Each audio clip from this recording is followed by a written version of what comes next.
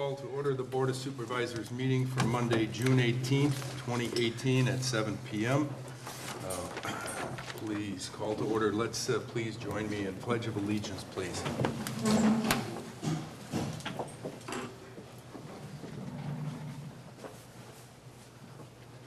I pledge allegiance to the flag of the United States of America and to the republic for which it stands, one nation, under God, indivisible, with liberty and justice for all. Thank you.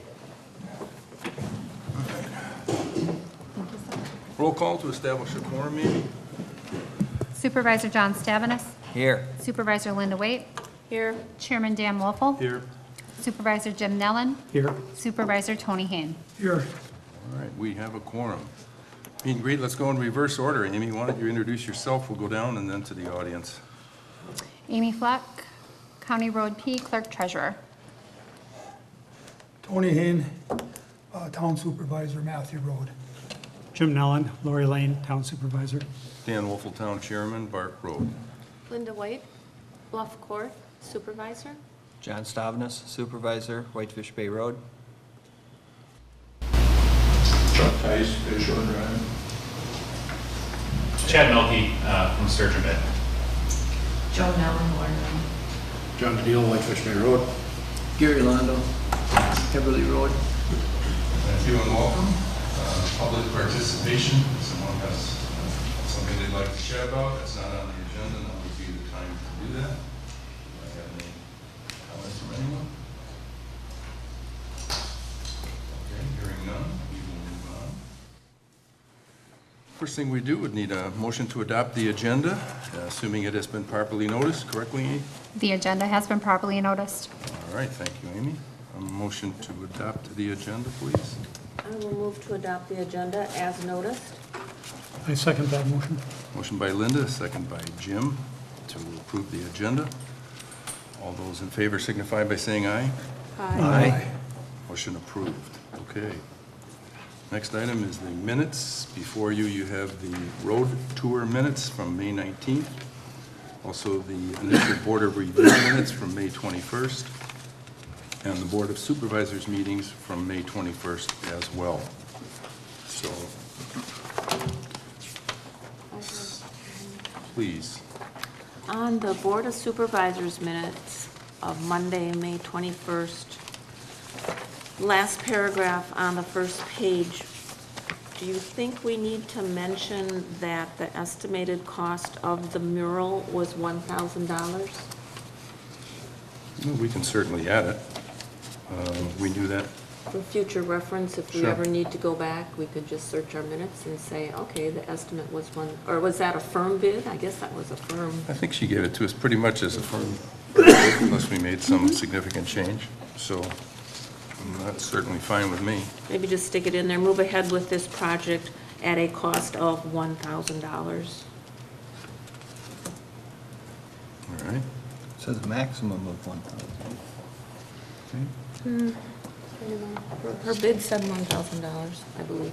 He did. Yeah, let's not make a max, so we'll have to come back and change something, in case it comes in at 101.1 or something like that. Well, it's worded in there that way. Pardon me? The Supervisors of May 21st, it's worded a maximum of $1,000.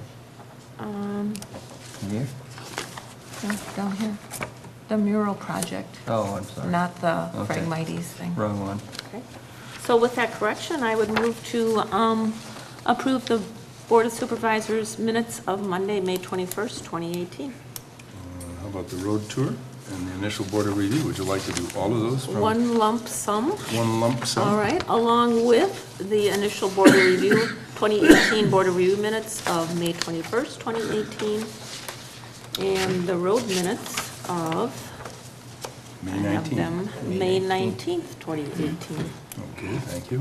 And a second would be in order? I'll second that. Motion by Linda, second by John, to adopt the minutes from the road tour, the initial Board of Review, and the Board of Supervisors meetings, all occurring in the wonderful month of May. All those in favor signify by saying aye. Aye. Opposed? Motion carried. Thank you.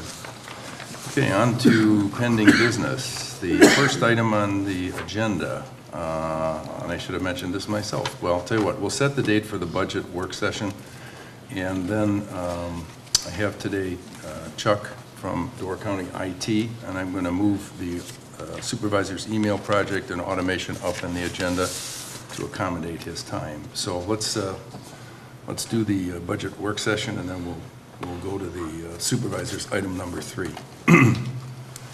So usually that conversation revolves around one person on this board, Yeah, I know who that is.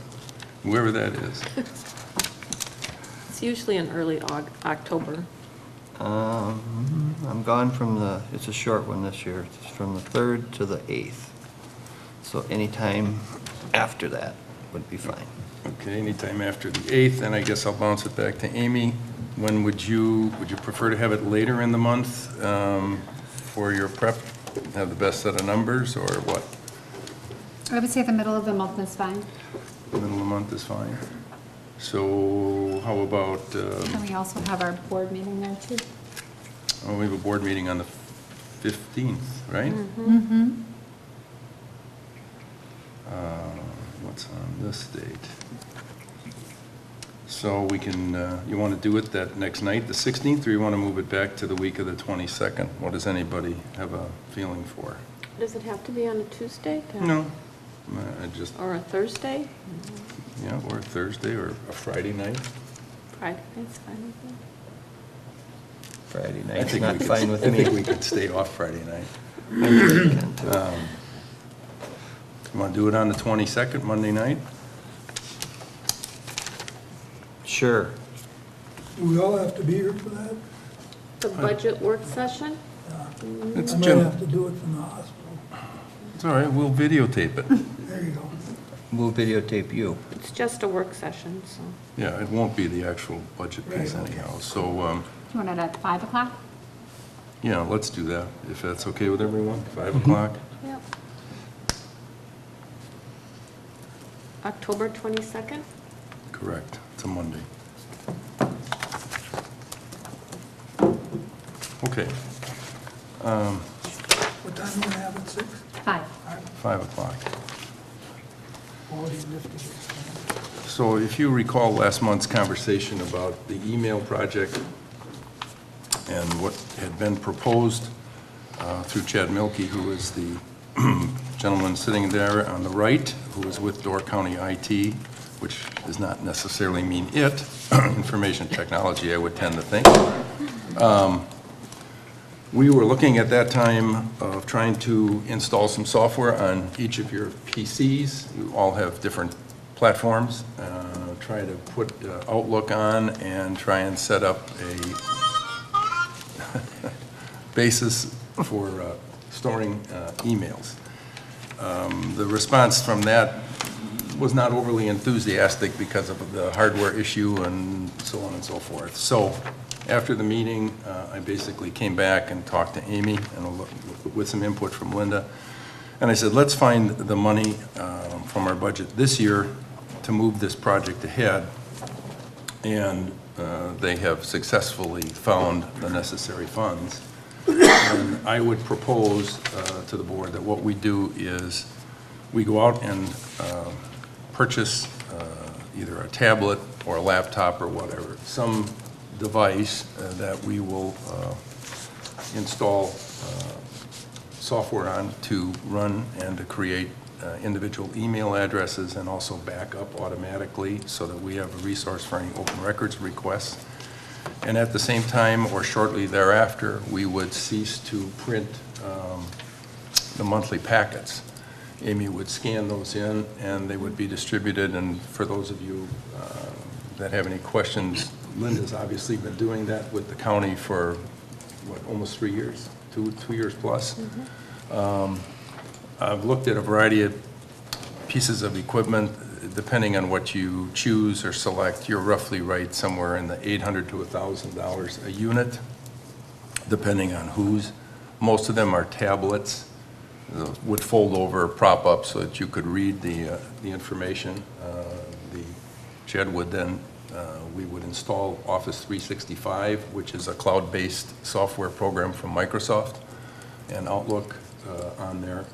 He would establish a server setup with Microsoft so that all the emails that you get on anything are backed up. You would use that device for communicating, and at the same time, we would use it at board meetings through scanned data.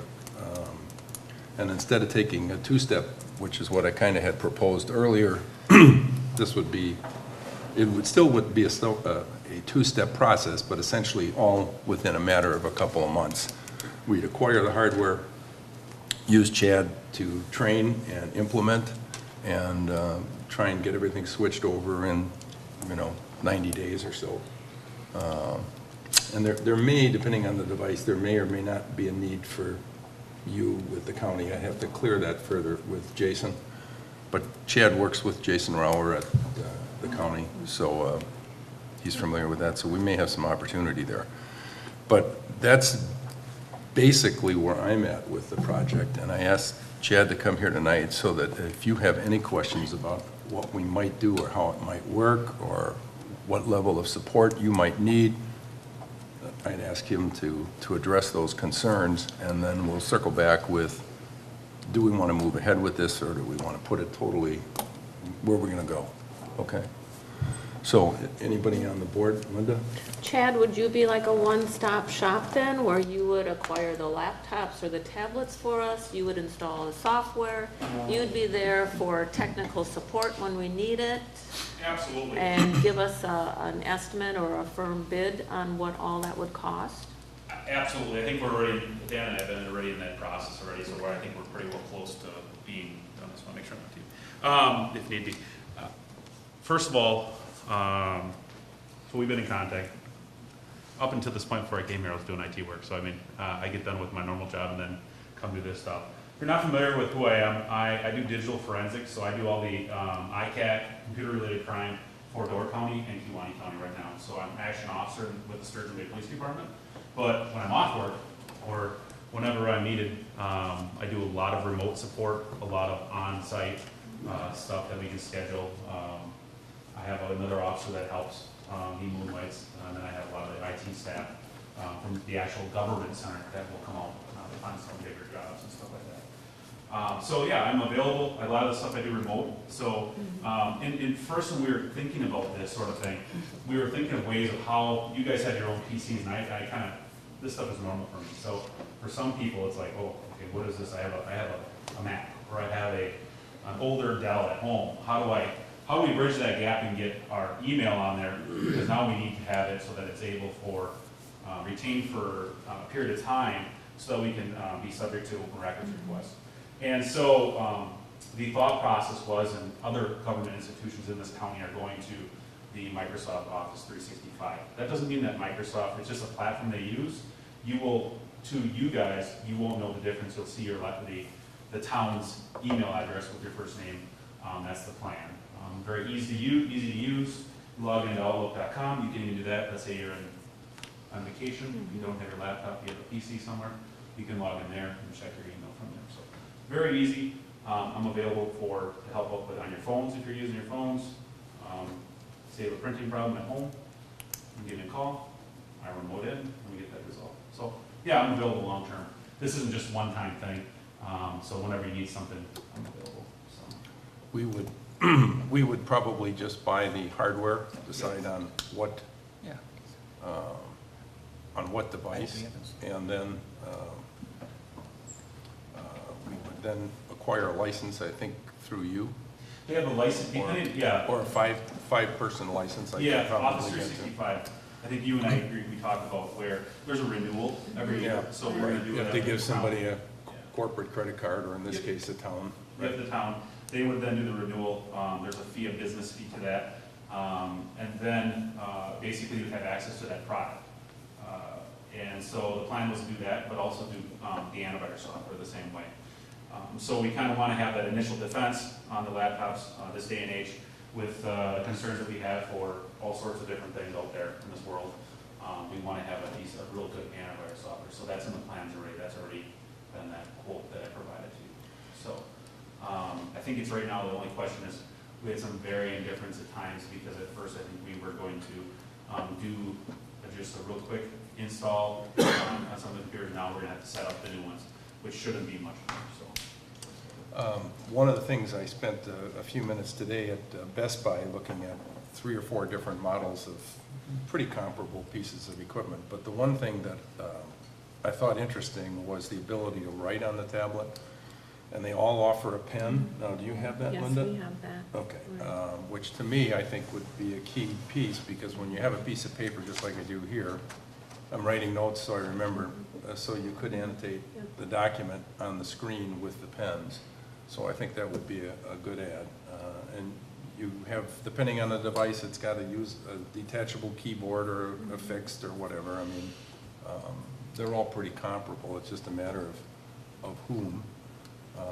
But like I said, I think they're pretty much all in that $800 to $1,000 category. You can spend more, but I don't think, we're not processing that much. I mean, we're dealing with, you have Word as part of this suite. You get Word, and you get Outlook, PowerPoint, and Excel. And yeah, I think you actually get others, but nothing we need, you Publisher or some of that. That'll be automatically installed. Yeah, It's it just available, comes. but, you know, I find that some of my businesses, they'll use certain pieces of that software package, and some do.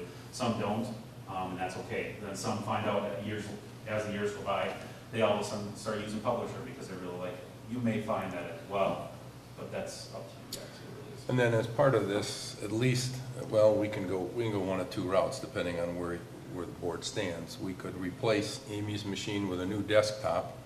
In either case, she's gonna have to migrate to Office 365, because she'll be, as part of that, we want that backup. So, roughly right, I mean, it's about a $10,000 decision. If you look at changing out the hardware, getting the software licenses, getting the work done, and so on and so forth, that's kind of it. So you'd ideally try and acquire the equipment in the next 30 to 45 days, set it up, and then you have a couple trial runs where you probably want to have hard copy just to make sure, although maybe you didn't. I don't know what was your experience at the county? It was easy to adapt, Yeah. going from, paper here to there. Some of the supervisors still request a paper copy, Yeah, so. okay. What do we charge per page for supervisor print? At least 30 cents. 30 cents, so. Any other questions from any of the rest? Yeah, when did we, that isn't in the budget. We found $10,000.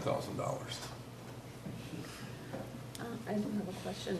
We took I'm sorry, the answer to your question is, we did not cash the breakwall CD, which was 10,000.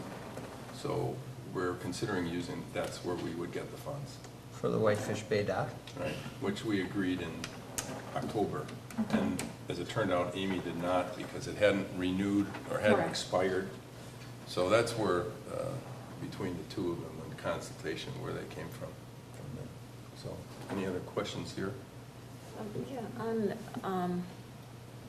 Well, like antivirus, or, I can't think of the technical term. I know, like at the county, or whatever, at the county level, there's certain places we can't go, and we can't download things. Like if it might jeopardize or have a virus or something in our computer, could you set our I can set tablets so it that? as restrictive as you guys Right. would like, or I can ease it up. You know, keep in mind that I probably will, it'll be somewhat, but I mean, as we go about, you may just have to, if you need something that's on there, that you guys, I can always, I'm gonna call away. Or I'm here, I'm not that far away from, meet here or meet at your house, we certainly can do that. This isn't something that's abnormal for me, so I mean, it's very common, that people call and, hey, a few minutes and we're done, so. Okay. Anyone else? John, you had a comment? So, last month we were discussing putting this trench in, that we didn't have budgeted for 15,000 and change, and all of a sudden you guys scratched up 10,000 to do this computer work? Something's wrong here. I don't know what it is. I'm asking a question. I said nothing's wrong. Well, You have there money. is. Pardon me? Because we're sitting on a $15,000 trench that wasn't budgeted. That came out of the budget. Now you cashed a check for a break wall, and now you're gonna spend it on computer work. Well, you have, What's the yearly fee on the upkeep on that system? What does it cost per year? on the PCs? Yeah, what is it, what? There what is does it no, cost? there is no maintenance cost on it. It's whatever we would spend to have some repair work done or some additional work. Well, you said it's a yearly license, what does it cost? Well, license fees, like, I think for a license for 5, it's like under a couple $100. And then it renews. Chad, I haven't got it with I think me. it's $12.50 a user, so 5, 6, whatever, like, it's up per email address. So let's say, if it was $12.50, whatever that number is, times 6, that's your 6 licenses, and that's per month, so. It's $72, so it's about $1,000 a year. Yeah, correct. Roughly, right? Okay. It might be a little cheaper if you pay all up front. It depends on their pricing. Right, and the offset to that is we're not paying giving the money to somebody for clicks on all the copier, we're not handing the postal service. I think you might wanna look into a different supplier. I'm Price is a sorry, little what? steep. I said you might wanna look into a different IT guy, I think the price is a little steep. I don't. I can tell you the basis why, but I'm not gonna divulge that information. Well- I think you should table this for at least a month and think about it. You're willing to blow $10,000 at the snap of a hat. No. And you blew $15,400 just a week ago. I think we have an issue, No. and it I'm comes down to sorry. spending. The problem is, it's not your money. You're The spending our board will money. decide, John, where we're gonna go with it. We do have funds, just like we do for anybody else, operating funds, and so that's one of the things. But when you're robbing from Peter to pay Paul, that doesn't work. And you just stated it, where you got the money from. I just That's mentioned kind where we of got the funds. that's kind of the bitter of evils there, buddy. Well, I appreciate your comment. All right, anyone else have any comments? All right. So I guess the question is where the board senses they want to go with this, or delay it, or, however you want to handle it. So that's Well, really, you're talking about 5 licenses. Wouldn't Amy have to Six. have well, one? we'd have Six 6. licenses. Yeah. 6 licenses. She would have it as well. So, I mean, And the how much, option. how much do we spend in paper and mailing fees and stuff like that? Quite a You'd bit. have to ask Amy. I do not know the answer to that. I'm Depends sure. on The it's- packet Size of the itself, packet. yep. Yeah. You look at what the packet is, and color copies are more than black and white. And then you're paying, your postage plus your envelopes and everything that goes along with it. I mean, it wouldn't be abnormal for me to go to the post office and drop maybe $20-some just to get the packets out. And that's just in postage. So that's just the reality of And it. different things can be sent out to you. I mean, we're not gonna offset 10 grand over a year or whatever, some sub-component of that is through postage and copies. It's going to be a reduction in some of the expense we spend somewhere else. But the effort, go ahead. Well, I think the urgency is not so much with getting the tablets and going paperless. I think the urgency has to do with open records requests Right. and getting those separate email accounts, because right now, we're using our personal laptops, and should there be an open records request, it would be very time-consuming, and Right. so I think the email account is the more urgent item, but packaging together, you're gonna save some, I think, time and effort, and the learning curve, you're just gonna get everything at one time. And they've done this in Egg Harbor and obviously at the county. I don't know about the other towns, but it's obviously the way that they're moving. So it's But really. as they you were saying indicated. that, he was saying you can get in there and address on your, any other account, you can get into your email, You could like on your phone or your PC at home and anything like that? We can set that up, yes. I mean, it's on whatever you would like. We can set that up. Like she said, the big issue is the open records requests. Right. So that is the primary when you have emails. And so the problem is versus the cost. I mean, we can go back into that of if you had to manage, have a different place to manage it. There is some cost to having someone manage a email server. The county is lucky they have people that do that, but that's an extreme cost. But I This guess- is through Microsoft. I guess though, if you access your whole packet on, say, my phone, Yep. and there's an open records request, then they would want my phone too, right? But you're logging in under that account. So you're only logging in under one account, so you'd only be subject to one account, Everything, yeah. So everything even though that you're you using your send phone. back and forth gets stored in the quote cloud. So it's at Microsoft and it's accessible. And I believe, Chad, we talked about this too, if we wanted to, we could have it set up so that Amy could go into the account and do all of that without your involvement. So she could access that and pull through the records as needed. Absolutely. I think that makes all the sense in the So, world. I mean, that's at least the theory. Well, I think the prudent thing to do would be to get a firm estimate, Yeah. I mean, I as have to close get- as possible for everything. Everything. Right, to that particular point. So this was a direction I took different from where we were a week ago, or not a week ago, last month. So, okay, yes. I think the problem that it lies, it's not getting explained here. You guys will have your email addresses when you log in from your phone or iPad. But the problem is when it comes down to serving warrants, and I'm sure Mr. Milky can tell you this, when you log in from your personal phone, your personal computer, pull all your stuff and send emails from that, your personal computer and your personal phone is subject to search. Hence, some emails from your personal computer, Mr. Wolfen. Well, I know that. Yeah, So what do yeah, we- I know what you're up to. You wanna buy 1, 2, 3, 4, 5, 6 independent things that the town owns, so you can email back and forth your derogatory stuff.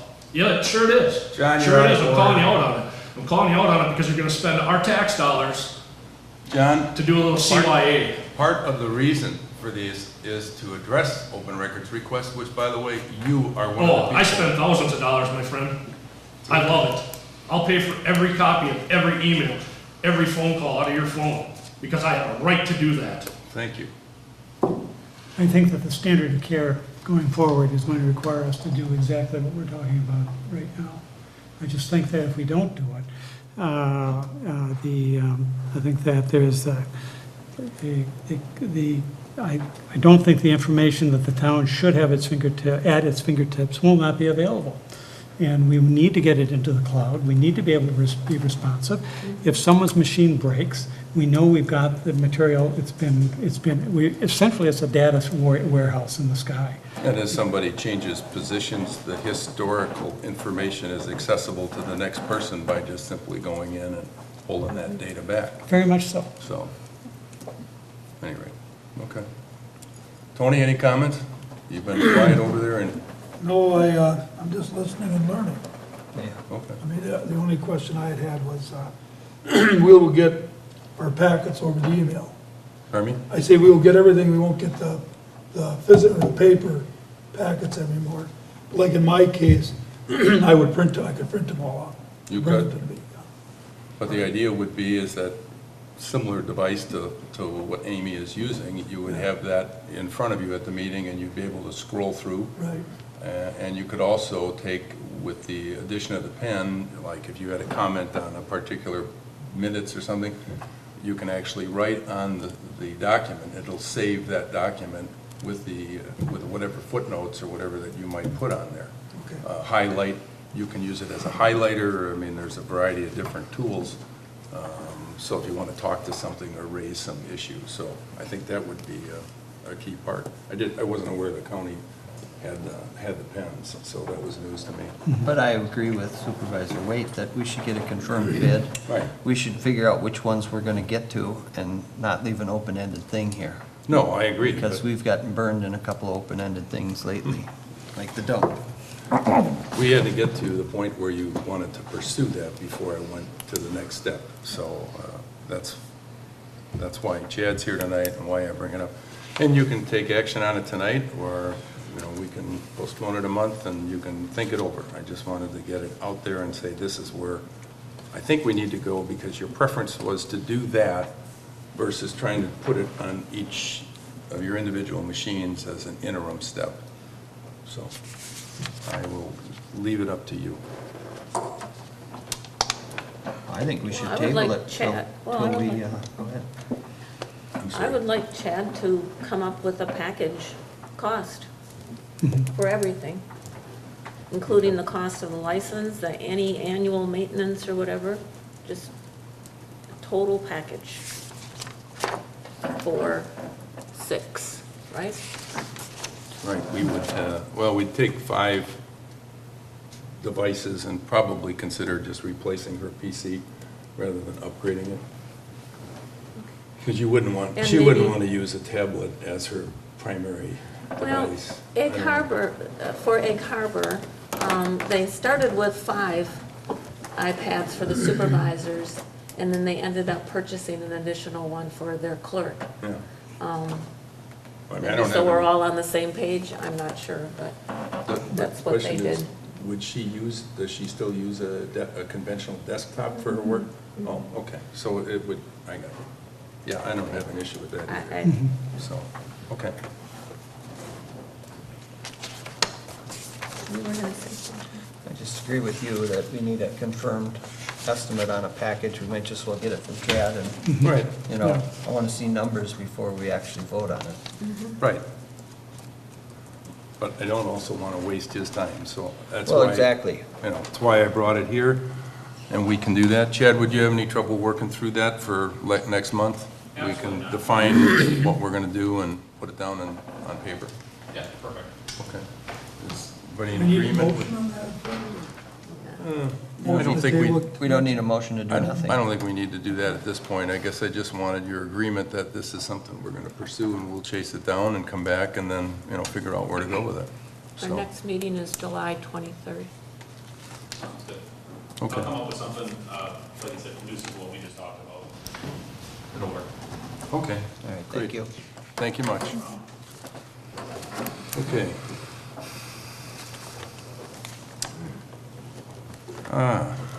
The next topic is road work.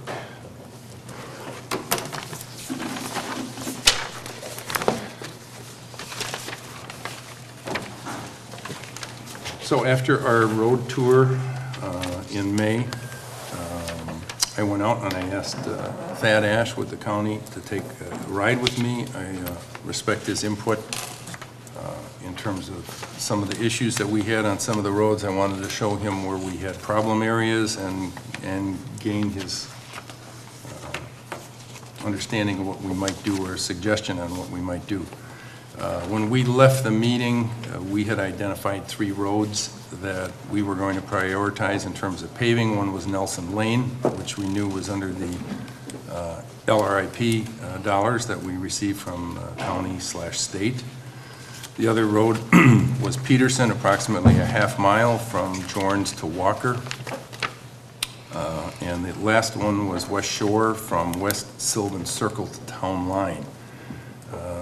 And in addition to West Shore, there was a section there, if you recall, as we came off of Erdman, where Sylvan View and West Shore all came together. That particular roadbed was rutted on one side, broken up on the other. So we would include that as part of the West Shore Road project. The suggestion would be is that we have Bodwin bid this as both a wedge and overlay and an overlay only. Obviously, the wedge and overlay is the better of the 2 alternatives, but if we're looking at cost, we would at least have the ability there to decide based on how many roads we want to try and accomplish or what.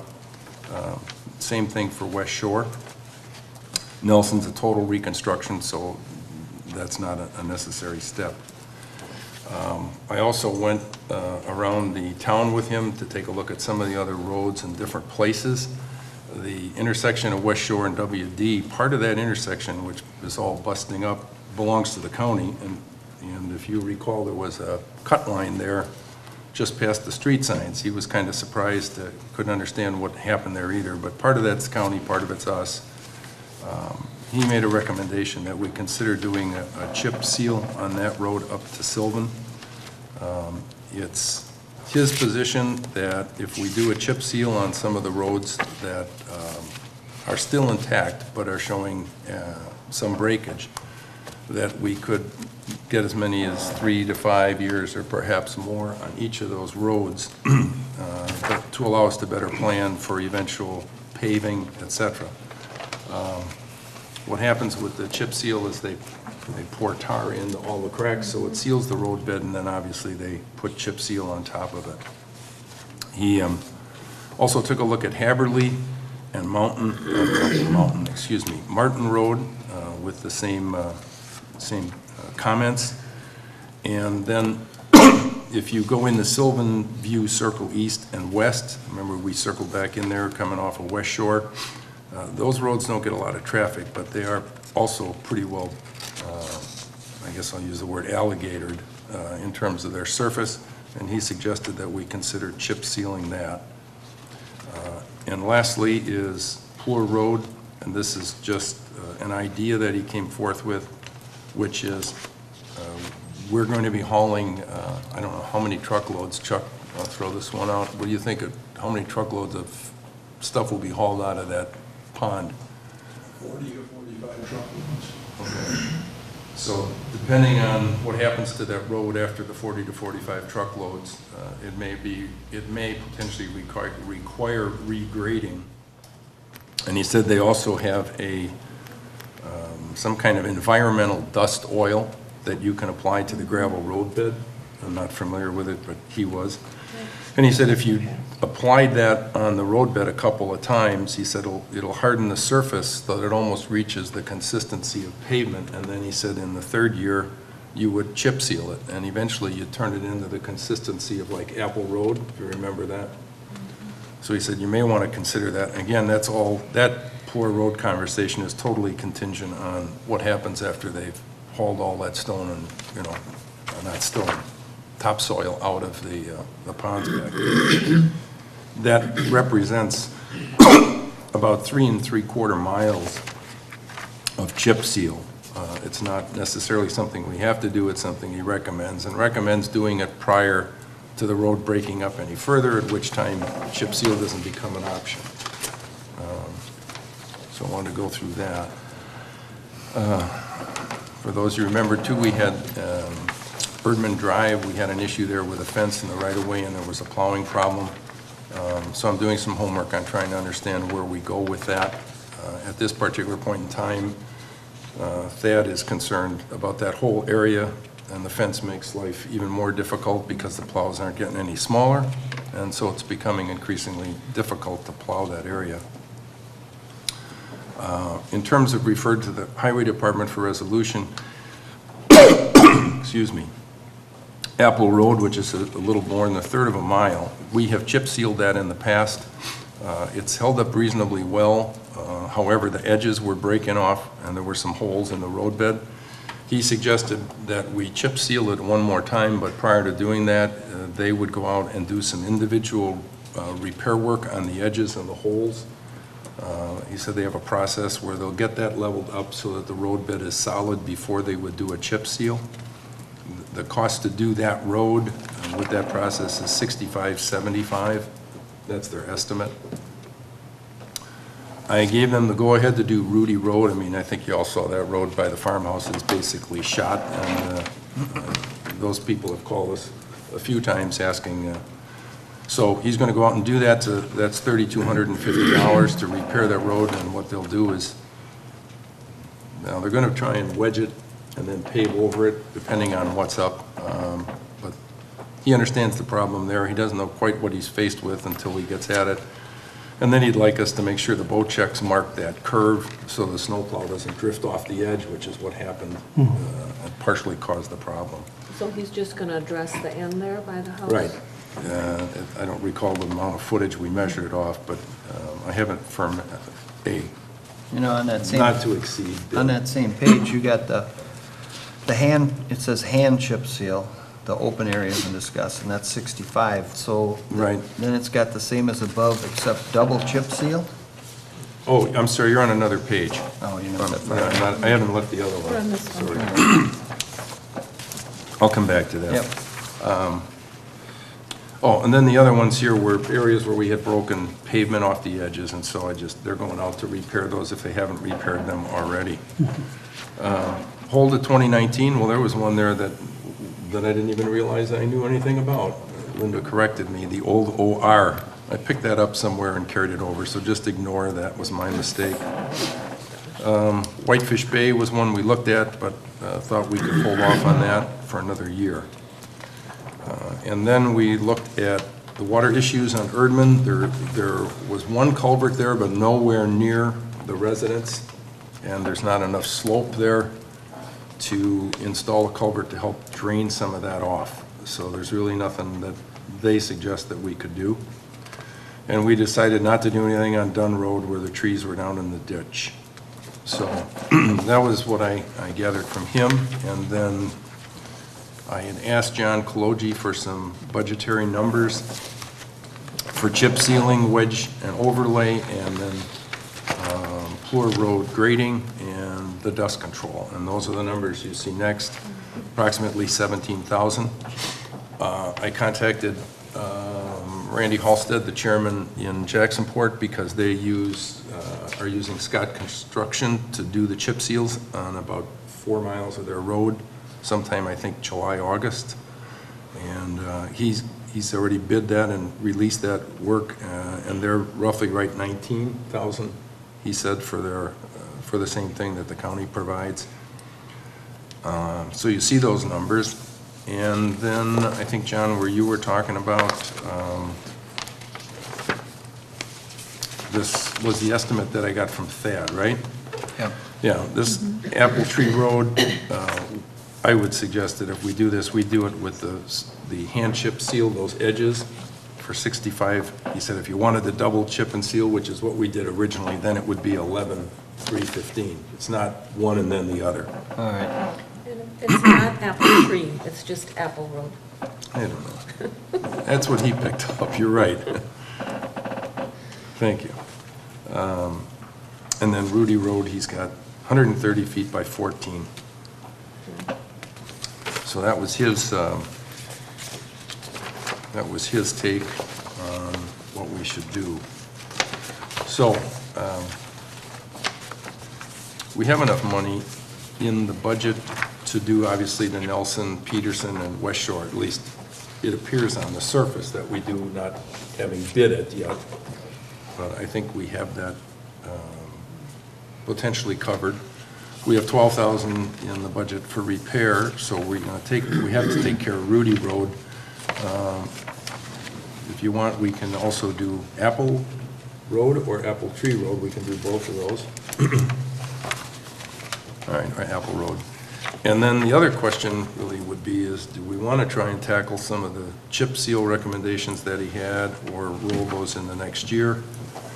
And the only alternative you have there, based on what's left in our budget, would be to borrow money out of one fund and replace it next year, because next year we'll have the building paid for. So we could redirect some money towards that if we choose to do that. So that's everything I have.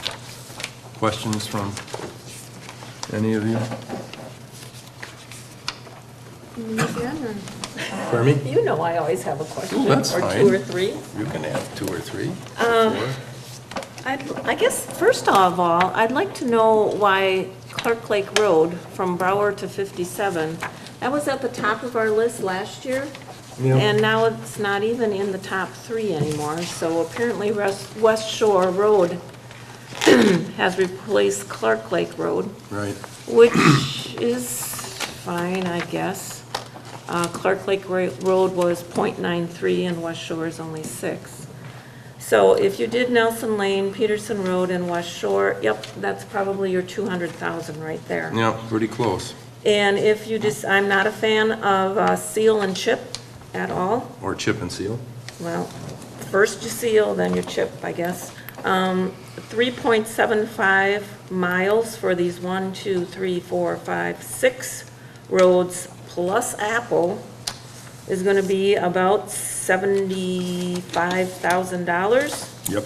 So we I don't had have the 68, money. but you're close. We don't have that budgeted. So, No, we do not. And that is strictly a conversation that if we thought that it bought us something to do that now rather than next year, we could take, for example, we've got roughly, right, I think, $100,000 sitting in our reval account, which could be replenished in lieu of the money that we took from the work, from the building mortgage. And we don't have to do it, but if, depending on what you want to do. Otherwise, we have the 3 projects and the repair. The last sample of seal and chip or chip and seal is Shoreside Circle. Yep. So if you get a chance, drive that loop of north and south Shoreside Circle. If you recall, when we did that in 2012, the residents do not like it because there's little pea gravel flying all over. If there's lots of heavy traffic, it works great. For instance, they seal coated the highway out here. Lots of traffic. Right. I think it served its purpose. But I would encourage you to take a look at Shoreside Circle and see if that was worth the, what was it? 6,000, 8,000? 6 something, I think. $6,000. And you look at roads that don't have a lot of traffic on them, I don't disagree with what you say. And then when you take a look at like Sylvan View and Circle East and West, the roads, we need to do something with the road, or eventually we'll be trying to repave a mile of road that has virtually no traffic. So I don't disagree with what you're saying, but I think that's the alternative. Now, when I talk to Randy, just for informational purposes, because they do a lot of chip seal, it's his perspective that they actually try and chip seal roads that are 5, 6, 7 years old to prolong their life as much as possible. And also, he started doing crack filling. So, which is something we haven't done, but in the case of some of these roads, there isn't enough tar made to crack fill. I mean, they're pretty well busted up. Well, I'm not saying we shouldn't be, So- you know, we should be proactive, but I'm not sure that And I chip and mean- seal is the, Well, I think. These are all roads that can be carried over to next year with no I think problem. we budgeted the 200,000, we should stay within that 200,000. We can't keep robbing from this one to pay for that one to, and then pay it back later. So. I think we Comments from anyone else? Okay. So we will move ahead then with Nelson, Peterson, West Shore. I'll have it bid both as a wedge and an overlay, and an overlay alone. going back to Baldwin, are we going to Yes, use his I've talked- services for just Nelson or No, for we're all gonna- 3 projects? I'm going to use it for all 3 projects. I reconfirmed his numbers. The only additional thing I have to do is he has to come out with me and take a look at West Shore and Sylvan, so he understands what we're doing there. So he will put the bid together. We'll put the bid see that together, it's published and I wrote a note down on this, and I don't think I brought it with me. I think he even runs the ad. But yes, he will do all of that, and give us back a complete document and go from there. So, So he checks it after they're done too, the depth of the kind? yeah, he doesn't do depth. I asked him about that, just to confirm. He said they go off of, however he does it, they go off a tonnage that was applied to the road. And he's specific about what's going on. He said there's only apparently like 1 or 2 companies that do the shoot-through or whatever, and he said no one has done that up here. He said since he's been doing the tonnage stuff or the spec, they've been comfortable with that. So that was the only thing that was different than what my impression was. So if he sets the time frame for return on bids, our next board meeting isn't until July 23rd. Could we act on that maybe? If I can get him to put it all out there, yeah. I mean, I mean, are we in a hurry or? Well, you look at the county, I mean, Depends I on think the weather. they're behind on everything, so I don't know that it's gonna make a big difference in terms of when we get it done, but I'll, see if he can get it done in a month. All right, John? Backpedal to Fluor Road, you said grading? Pardon me? Just to go back, and you said grading on Fluor Road. Can you explain to me what 45 loads of what we're moving? The gravel road. Okay. Well, we're- If the wear and tear, we just recently, No, Grading. let me back up. Yeah. You said 40 to 45 loads of something. coming across that road. Right? What are we hauling across that road? We're hauling the equivalent of topsoil from Okay. dredgings, Dredgings from the- Dunes Lake. From Dunes Lake. Right. Why is that coming out of taxpayers' dollars? Why is what coming out of tax? The grading of that road. It's a town road. I understand it's a town road. There was a grant given for that dredging to be done, correct? But we are using the dredging as a topsoil for the project at the landfill, which is on the agenda, and that's why Chuck's here.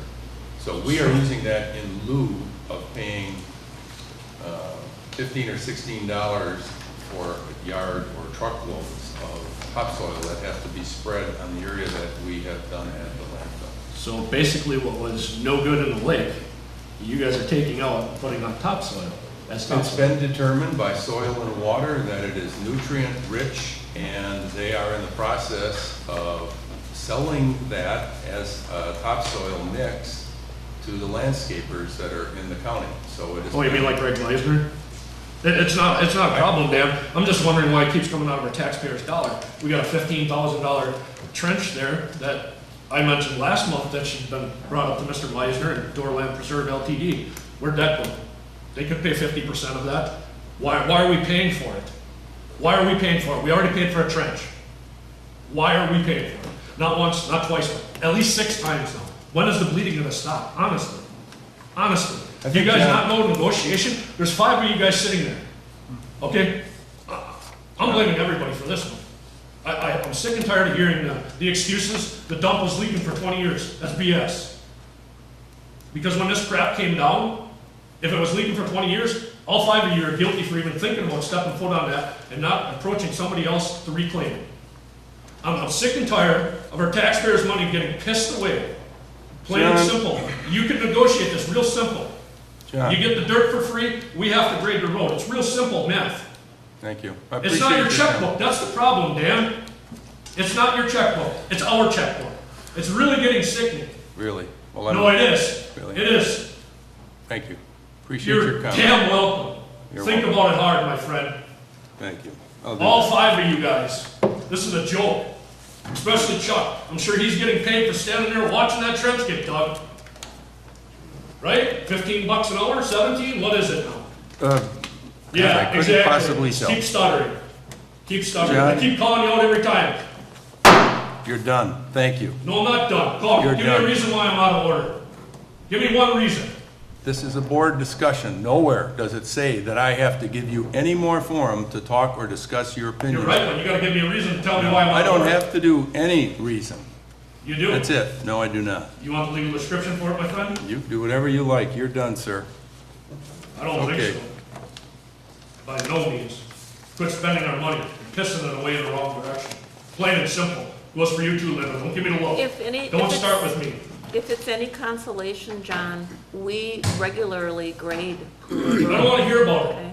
We've pissed so much money away Not on a that lot. parking lot, it's ridiculous. It's just come out of your pocket, your pocket, your pocket, your pocket, and your pocket. This is a joke. How many millions is it gonna cost to reclaim it, Dan? John? We went through this round and round. You guys keep just John, talking you about are it. done. That's it. You can leave the building if you like. You're done. I ain't leaving, I ain't going nowhere. I have a right to sit here. And I have a right to give you my point of Then- view. In silence, please. All right.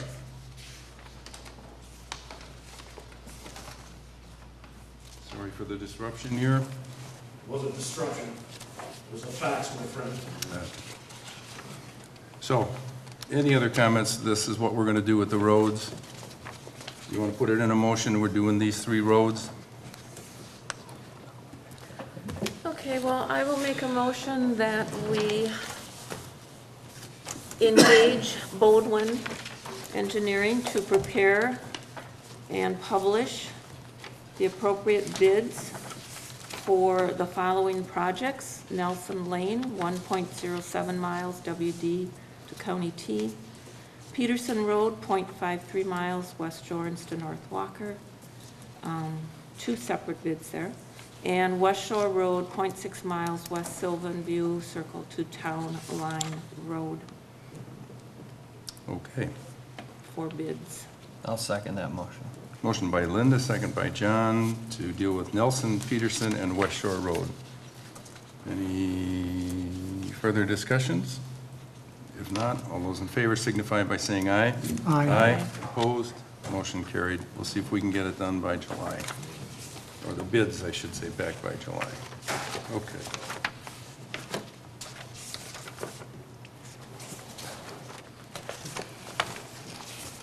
All right. So I have here, oh, I see where it is. The other item that was a carryover from last month was the town hall driveway lighting. And that's what this WPS is, Linda? Mm-hmm. Okay. When we had left this topic last month, we've had people complaining about the amount of light, especially when they're coming out of here in the evening, in the fall and winter hours. We had gotten a price from the electrical company from Harv's Electric, excuse me, to add an additional light pole as we have on our parking lot and to place it out at the entrance. Before we made any decision on what to do with that, Linda suggested that we look at contacting WPS to see what opportunities we might have there. So Linda, why don't I, if you don't mind, since you're more familiar with that than me, talk a little bit about that? Right, there were comments that, especially on election evenings in the fall and winter and early spring, coming out of here, it's, dark at 4:30 some nights, and it doesn't get light out until 6:30, 7 o'clock in the morning. When you have poll workers coming and voters. Likewise, when we have events during the evening, the town hall is rented on occasion, so it's nice to have some decent lighting, especially when it's raining or snowing. We tried to put the white lining on to sort of differentiate where the driveway comes in, and that fades out. So, a light pole, we did get an estimate from Harv's Electric to install one light pole with an LED fixture, identical to the light poles or lamp posts that are out in our yard already, and that was $4,196. So that was one fixture with a light, plus trenching, concrete, and installation. So $4,196. I was hoping WPS would come along and say, okay, for safety reasons, we're going to give you a light pole, but unfortunately that didn't happen. So they too would charge. Their estimate was, or I think this is firm, $3,330. The light pole would go where they decide is the best location, whereas if we did the similar light pole, we could kind of pick and choose the lighting area. They're both LED lights. The estimated monthly cost is around $18, $19. But there's a And stake with in the the, ground. there's a stake in the ground where the proposed WPS pole would go. I have a feeling Harv's may put theirs a little bit closer Closer to to our the road. driveway, have a down lighting. Also with an independent, or say, for instance, Harv's, we could control that lighting, so it could go off at 10 o'clock or 11 o'clock. Whereas a WPS light pole, I believe it's gonna be dusk to dawn, Yeah. which may infringe maybe on the neighbors, because those LED lights are very bright. The town of Egg Harbor has an LED light at their driveway. Check it out some evening. It is pretty bright, but they don't have residences close by either. So those are the two options, roughly $700 difference. The WPS estimate did not include, I think we would need to bring our landscaping back, flush and. What do you mean, we'd have to just It- correct that? Right, it did not include, it said we would be responsible for, Clean up. final grade, I guess, put it that way, final grade. So, So do we pay on this monthly then, or is it ours? well, We pay I the mean, we electric would bill, still have to pay the electric bill. but that, no other. But it will be, a similar lamp post fixture. I don't know what our lamp post costs. What is the, I want to say the lighting bill for the town hall can be like $350, depending on the time of the year. Depending on the time of the year, depending on how many rentals we have, I mean, that all, Anywhere from $250 to probably $750, depending on how often we use the lights. And they're both LED fixtures. I guess from Harv's, I would want to, if we're going to compare apples to apples, WPS said it would be a 150 watt equivalent. So we would need to know if Harv's is a 150 watt equivalent as well. We could check that easily enough, because when we converted the lights over, we would know what the wattage was, because we went from the sodium to the LEDs Right. when And they started going out. And are all of our lamp posts LEDs now? Okay. Yeah, so I would, well, I shouldn't say, but my guess is it would just be the same as what's out there right now, but it seems to be plenty bright. We'd have a little more control if we contracted on our own, as far as downlight, timing, placement.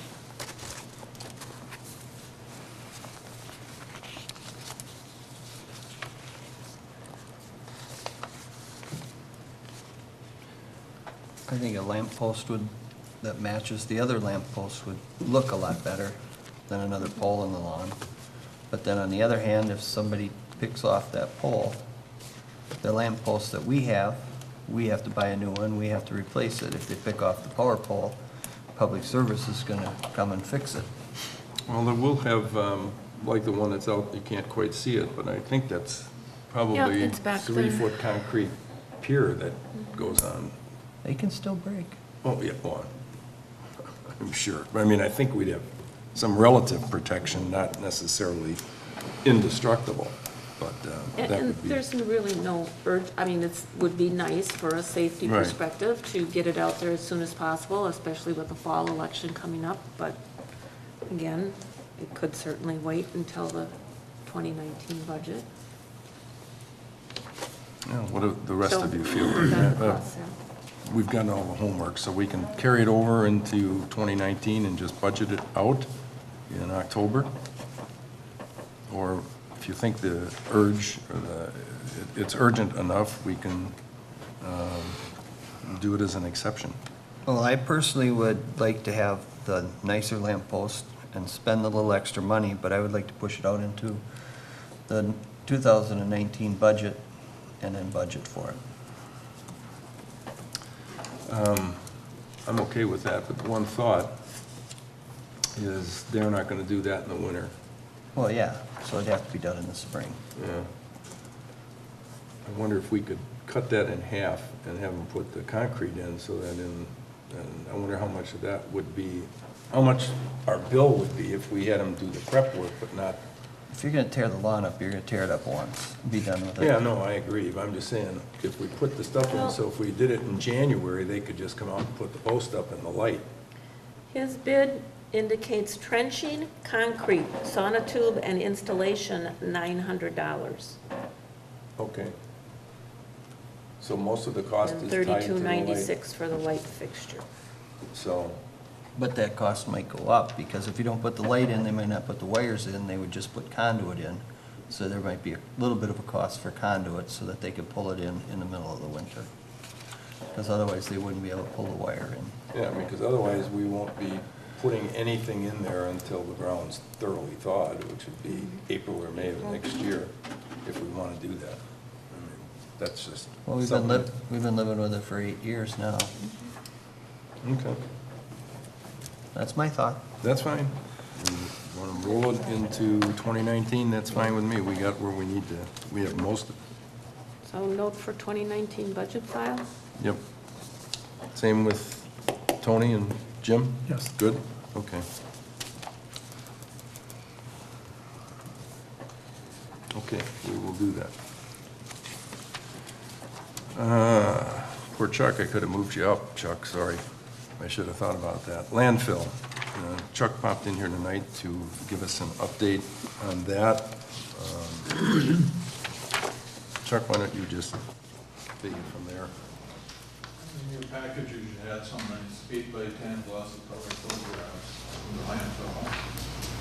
Phase 1 and 2 have been completed, they've already been billed to the town. The project's got waylaid a little bit here since June 4. Problem with a misunderstanding as to how much material we needed to dress this and seed it. That has been rectified now. We can have all the material we want or need for $2 a yard. The first part of the project was starting 50 feet south of the parking lot and digging a 6-foot by 4-foot trench, 150 feet long, along the west edge of the previous landfill. We filled that with red clay and then dressed up over the bank with 2 feet of additional clay to seal that end off. Now, this was all required by the DNR because that landfill is from a leak. So we were ordered to fix it. It's not something the town took on their own, and it was unbudgeted, so it had to be done. In the pictures here, you can see the backhoe digging through the area. Pictures number 2, which is the top right, and number 3, the bottom left, the darker material is what we've been digging out. That is hard pan. It's as hard as a rock. So when we get down to that and we put the clay on top of there, we should have a real good seal. And the bottom right picture is the final product after everything had been dressed out with the red clay. That is the area that needs to be so-called topsoil now and seeded. I have another picture here. We didn't get it in time to present it to you people, but this is the trench, or the ditch actually, that goes along the east portion of the landfill and down the north side. And which you, From the top northeast corner is the high point, and then we're tapered downhill from that point.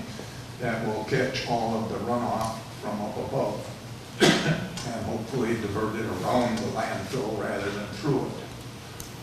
and we did not disturb any of the landfill in that trench from what I know. No, we did. Right. We farmed, we stayed 10 feet away from the edge. We started digging in the swamp.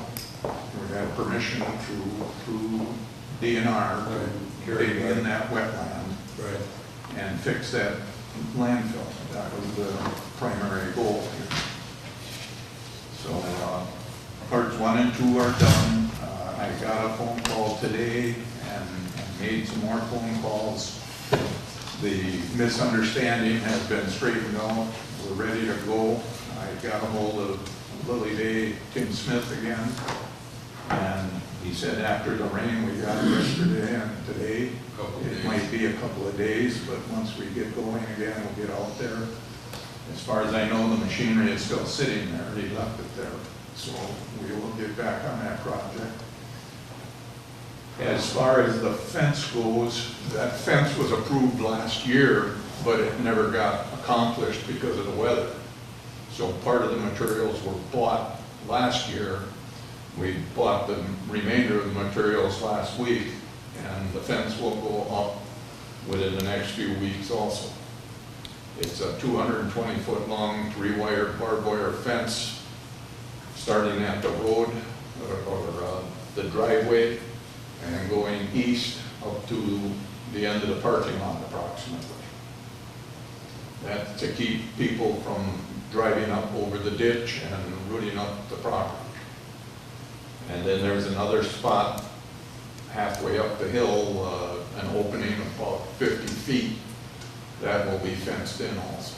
Where the ATVs have been accessing. that They've been section. going up over the top. Okay.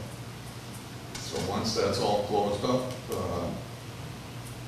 get the DNR blessing. I understand the DNR, this test boogie sent an email. I did not receive it before I came out here, so I haven't seen it, but basically asking what the progress is on the project because the deadline is at the end of the month. So I think we should be I think we should be fine, given, unless we get a deluge. As soon as we get the topsoil on there, the seed has been purchased, everything is ready to go. We just seed it and hope it grows, see what happens. Okay. I have a couple questions. Who are we paying the $2 a yard to? Who are we paying the $2 a yard to? It's going to go to Doorland Preserve, and in turn, that money is recouping their investments in the dredging of the lake, which will be reinvested in the dredging. They do now have their grants in that, and they are ready to proceed with future dredging. It looks as though they're going to, they need to empty this one retention pond. They intend to dig 2 more. And once they get started, they're going into it full force this time. They're going to dredge the whole lake.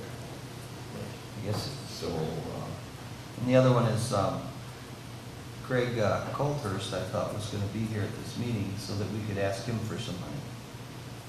Because this all started for a parking lot, and now Door Land Preserve is getting some of their money back, and we're not getting anything back yet. well, anything they get, they reinvest back into the project. But it was their project to start with, and if they need to empty out that hole, they should give it to us for free. Unfortunately, that's not gonna happen. So I talked with Greg and we talked, and their position is changed in terms of what they're up. It's, like you said, it's kind of a, what do I want to say? It doesn't sit well with me either, but the negative side is if we can't come to terms, if we were unable to come to terms with them, we'd be buying topsoil. And we don't really want to go through that process. It turns out that they believe they got a market for the stuff, and so that's one of the reasons. We also ran into a little disagreement between the Doorland Preserve owners, 5 or 6, however many there are in that group. But that's what's happened with it. And I talked to Greg about it. They're not going to do anything with it, and it comes down to basically, like I indicated to you all in a note, the landfill is our problem, regardless. The only difference is we weren't knowledgeable about the status of the landfill and what we should have done, or not necessarily us, but what prior boards should have done over the last, what was it, closed in 78, 68, Chuck? 74. 74. So there were guidelines put in place there that nobody obviously adhered to or were aware of. And so, yeah, we're paying the price now, whether it had been us as we sit here today or the next board that, ended up with it. So it's not the perfect world, but there's not much else you can do except address So if they're the gonna dredge shortfall. more, are they gonna come back and want a bigger parking lot? No. I don't know. It's a never-ending thing.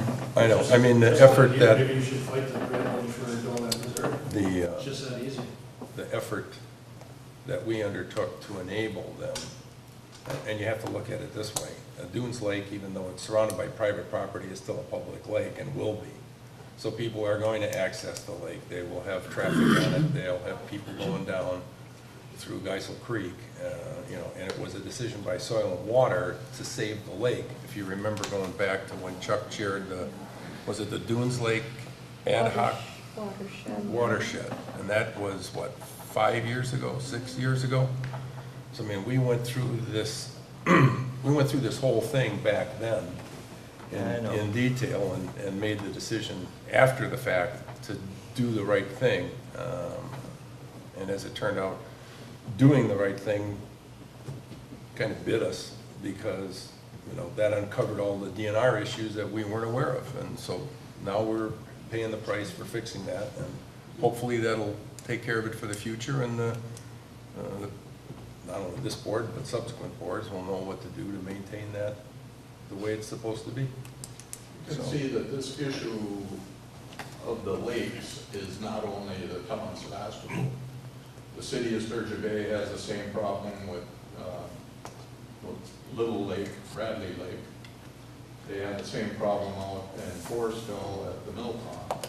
And both of those lakes or ponds are going to be dredged and cleaned up also. So, I mean, this is all ecological, clean the waters type of situation here, and it's happening all over the place. Well, right, but if we'd have let that lake die back there, the people wouldn't have had their private lake back there, you know? If we hadn't started building a parking lot there. Yeah, but you don't want, I mean, you didn't want the lake to die, that's the Well, whole I reason. agree, we didn't want the lake to die. Just like- But we didn't want to spend $25,000 on our landfill either. And what you really gotta do, John, is you gotta go back and say whoever, when we dug up some of the minutes, I mean, whoever was on the town board in 1980, 75, 70, they had a responsibility to maintain that, and they didn't. And that's how we ended up with trees that, you know, were 30 feet tall. And Right. had they done their job, you and I would never be talking about it. But unfortunately, the development is such that we have But I to think it's- do the work. I just think they got what they wanted, and now they're charging us $2 a yard for their dirt. I know. I So, tell you what, I'll make it easy, I'll donate 500 for that stupid dirt, because this is so irritating to me. Danilo will donate $500 for that stupid dirt. You know why? Because it just pisses me off. John, You sit here and keep spending money. I listen to this crap. John, I Dan, asked you, listen, it's no, real simple. please It's call real the simple. sheriff. Just call 911, have the sheriff come out, we'll have him removed. I've asked you to be quiet, you're not part of this discussion. I am under no obligation to allow you to participate. I just made you an offer, now you're gonna deny it, right? I did not deny I it. see where this board stands, I see where it always will stand, and I tell you what, I'm not done by no means. You guys disgust me, right down to Mr. Hain, right down to you, Stavros, every one of you guys. Now you have no idea what you got yourself into. And Dan, if you're that good of a buddy with Mr. Meisner, I'm sure him and Ducks Unlimited can dig in their pocketbook and cough up $1,350 for topsoil. Because I'll tell you something, if it comes down to that, I'll pay for the whole shit. There. You guys disgust me, every one of you guys. Okay, Yeah, go ahead. I can understand Supervisor Stavenus's point. It is coming from a public property. The lake is public. But I am kind of concerned when you mention, kind of reminds me of the dirt piles in the city of Sturgeon Bay. Yeah. Who do they belong to? Anyway, when Mr. Tice mentioned 3 strands of barbed wire, this is supposed to be a welcoming public parking lot. Is barbed wire the best we can do? The barbed wire is the cheapest way to go. How about And if you split want cedar a wood? split rail fence and look real fancy out there on a dump site, we could do that too. why not? We've spent so much money out there, we might just If we go for the don't best one. want the fence, I do believe we could probably take everything back to it, so. Were we It's, required to have the parking lot fenced? We're required to have the barrier between the parking lot and the landfill. Those are the concrete blocks and the gate. Once we put the parking lot in, we wind up with the hot rod children, people that want to go out at night and just burn up football fields and parking lots. And they go in there and they tear up the neighborhood, and instead of using the road, they come through the ditch. So now they have the ditch torn up, and the water is eroding down off the road through the ruts that were made and washing the ground away. That in turn is filling in the culvert again with mud and blocking the regular drainage.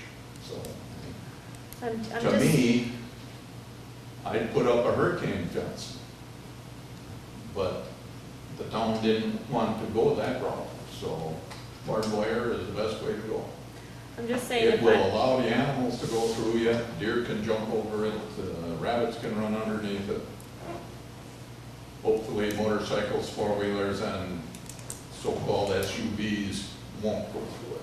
Well, is that a liability then? I guess if I was a family and I had my family out with my kayaks and driving into a parking lot that was surrounded by 3 strands of barbed wire, it wouldn't be very welcoming. And you mentioned, you know, deer and what can run through it, but I'd hate to have somebody wrap themselves around a strand of barbed wire if it was nighttime. But that's only along the road, right? That's not all around it. No, It's- I understand that. It's in the road right away, or just off the road right away. Which has got barbed wire there today, but That's not between the highway busted and the out. parking. You know, it's cheaper or It's better. my thought, if people come to that parking lot, and they let their children run around unmanaged, They're gonna run into barbed wire. I don't know. I mean, we got flack from the cement boulders that are sitting there, that did not really fit into a natural area. I think we're gonna get a lot of flack on barbed wire, just my own personal well, thought. make your decision now, because the materials have been purchased and the project is ready to move forward. So if you want to change it or cancel it, What about just, I need to know. what about just regular wire? Single strand versus the barbed wire as a fencing, or fence material? I mean, without going in the deep end, we're not gonna put cedar around it, I mean, you know, given we should put, well, I don't care, I we wanna don't put some know, more. a split rail cedar fence? I don't know. I'm not an expert when it comes to landscaping. I'm not either, but split rail cedar fence is pretty pricey. Money's no object. I don't know. Could be.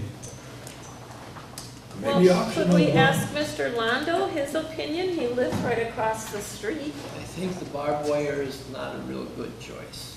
Because of the kids, you're gonna end up with somebody, you know how parents watch their children? They're gonna be up climbing hills, running, and all of a sudden they're gonna scratch themselves up. I like the idea of that stiff, a single strand wire, you could run 3 of them. Yeah. It's a lot easier on the bodies if they run into it. That's what I was thinking, a single strand, just instead of the barbed wire. Just do electric I mean, you fence had- wire. If you, like, it would be electric, we call electric fence wire, like the farmers do, but the only thing with anything you put up there, Chuck, we plan on putting some, you know, rags or streamers on it for a while. You know, they're not gonna see that wire, whether it's new barbed wire or regular I wire. think there was barbed wire up there now, some of it, Well, wasn't yeah, it? that's It's why kinda it's all falling down. falling down, and looks bad. There's sections where it's up and some that's down and posts bent all over. You can try and secure it as much as you want in trying to get the people to not run into it, but you know what? There comes a time and a point when you gotta be responsible for opening your eyes and walking up and down hills if you see wire. So. And your kids, if your kids are running around, well. How far back of the concrete, Chuck, were you envisioning the blocks? On the east side, if I got it right? You're gonna go up? Concrete is on the east and the south sides of the parking lot. Right. And the wire? It's 10 feet off the edge of the gravel, at most, 5 feet maybe. And you were gonna put wire behind that? No, I'm putting the wire between the highway and the parking lot. Okay. On the roadside, correct? On the road On side. the front of the parking lot. Okay. I thought that was the case, but then I thought maybe I misunderstood what was gonna happen there. Would that be a place for boulders? At least then they would be matching. No, you want boulders. Well, I don't know. I don't know. And if you're I'd rather talking about- run into a barbed wire fence or a boulder, I'm not sure. Well, you could go with single strand wire, which wouldn't present a problem. You would have to, for a while at least, have blaze orange strips or something to define it. So it wouldn't be a problem, but. At least the concrete blocks, if the cars ran into them, that would hurt their car. Whereas the wire, you're gonna be out there fixing it all the time. Please know I appreciate everything you've done. We really appreciate We appreciate everything you've done. You've spent a lot of time on this. Are the ATVs coming in the northeast corner through the field, or how are they getting in The problem today is. Gary, where are you getting in there? A vehicle like a Jeep there? Yeah, comes in the parking lot, through the gate, burns a couple circles in the gravel, and then runs right up the bank and out onto the highway and takes off, instead of going back through the park. instead of going out the driveway. I mean, through the driveways, we gotta have something. And is half of that, I'm trying to think, I went down there, and looked at it the other day. Is part of that edge covered with trees? Some. Some of it. There are some trees But in it wouldn't, there. it's not, you know, fiscally, money-wise or whatever, to plant, you know, get some 4-foot cedars and finish the tree line. That would be a lot more than a fence. Planting trees would be real expensive, that's. I mean, again, you don't want to put money over safety, you know what I'm getting at. But, you know, a split rail fence would be a lot of money. And if you put I would go along with, you know, not doing the barbed wire. You went with a couple strands of the silver strand, you know, wire. Then you're gonna have to, like Linda or John said, you know, get some kind of a orange, like that hunting tape we used, or maybe something a little fancier than that for a while. Because, you know, they're gonna run through there. If somebody comes through, be it a kid, excuse me, or somebody older, and they're used to running through there, they're gonna run through that. Now, it isn't so bad if they're in a vehicle, but if they're on a, you know, ATV, and they catch that wire across the face or the neck, you know, then, you know, it's a bad thing, we're liable. I think Put this- streamers on. The ATV access has been on the east end, close to the road, way up. I don't think we have had, well, it may have, but once the concrete blocks are there, they're not gonna come access that. To get into the parking lot, they would still tend to go on the north edge, northeast edge, I would think. I don't know. I certainly don't think cedar, I like split rail cedar, I think that's a little. Oh, what about Little much. treated lumber? I don't know. Anything but a barbed wire fence by or fours or a 2 regular by fence sixes? is gonna be pretty pricey compared to the cost. You know, what would the cost of, you know, the whole roll of barbed wire? I believe it was like $89, For what, 100 feet? 660. And, you're putting on steel posts, Steel posts. so if you went with, even if went with smooth wire, is gonna be a little less than that, you know. But again, if you're looking at, you know, more consumer friendly, the barbed wire does look pretty rough. We used to do that years ago on the farm. Gary, you probably did too. You couldn't have electric fence, you put barbed wire, you took one cow run through that. You know, the rest of that was the end of it. So it is a nasty, you know, nasty fence. Again, you don't want to put money over safety, but boy, wire is still your most economical. On the same token, the barbed wire is probably 10 times stronger than the electric fence wire. So it's more or less a permanent fence. Yeah, it lasts long. The public parking lot just sounds kind of imposing to me.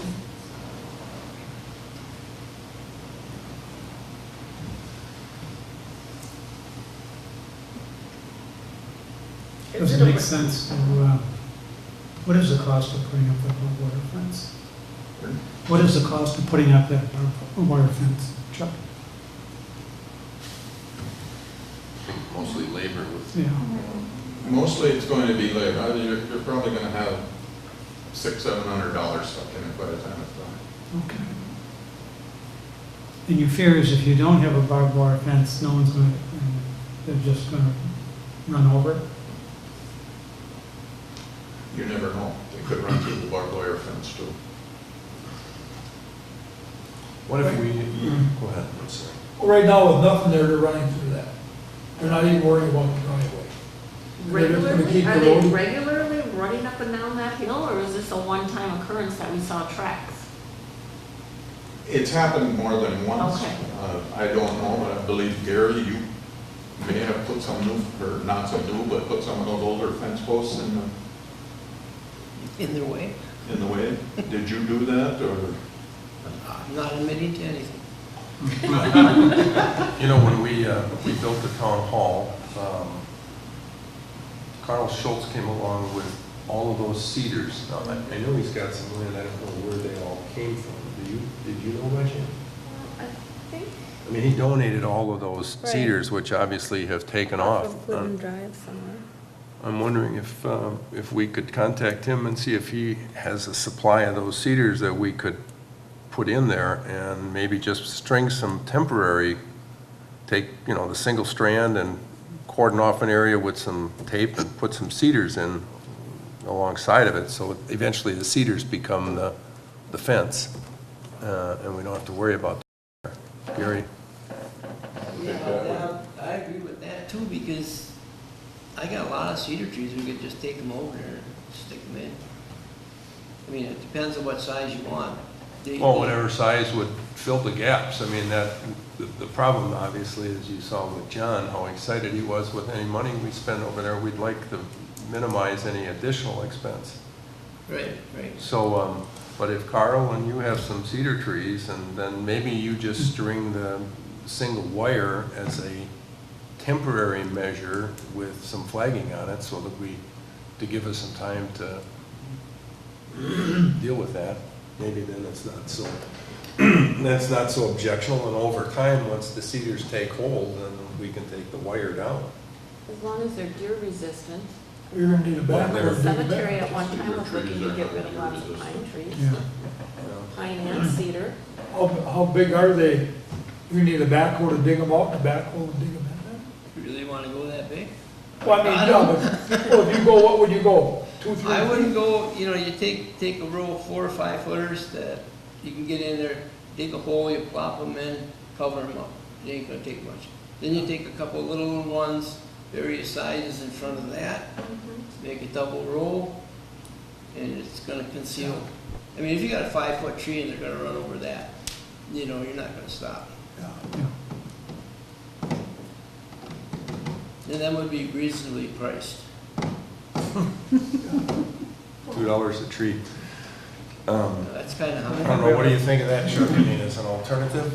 Well, it would definitely look nicer, be more friendly. It would help Gary so he wouldn't have to look at it. Kind of upset you and your wife when all the trees were cut down, I believe, so. Yeah. Yeah, I mean, those- It was a beautiful hedge right there. But here's another question. Trust me, I'm not, you know, questioning your guys' ability to do it. But are you two guys gonna wanna tackle that? Or should we try to get a couple of young guys to help with that? You know what I mean? That's a lot of work digging those trees out, putting them in. It is work, but Yeah. Well, I mean, if you pick a Why day, don't we just get our parks crew to do it? well, our park crew are old guys. I know. I mean, we got Gilbert's a year younger than I am, and so he's what, 61, 61? I mean, if we can get help, that's great, but, you know, I don't, Well, yeah. unless you're gonna, you know, have a child, raise them quickly and force them to work, I don't know. Well, I if do we got have, any I do kids. have the young Stoudemire. I talked to him about a week and a half ago. He works 410s landscaping. And he's interested in coming to the park on Fridays. And I told him, you know, painting, we need some painting done, weed whacking. And he's willing to work. He's a big, strong kid. If we could get it lined up, talk to him. I don't know, you know, let's say on a Friday, get him over there and help him dig. You know, maybe I can find another guy. You know what I'm getting at? That's a lot of work, that digging those trees and digging holes again. And, Well, the backhoe is on the property, and I'm sure Tim, you know, for a couple of $100 maybe would dig the holes trench. dig a before few, he you guys digs. decide where the holes going? And then Even after it'd dig be the a holes or matter of replant? getting the trees and Would be a bringing them biggie. back and planting. Well, between Carl and what Gary has, I think we could come up with something that would still be reasonably low cost and make it a better alternative. So, I mean, I think Chuck doesn't, Gary doesn't have any issue in tackling the project, then I think we should go that route.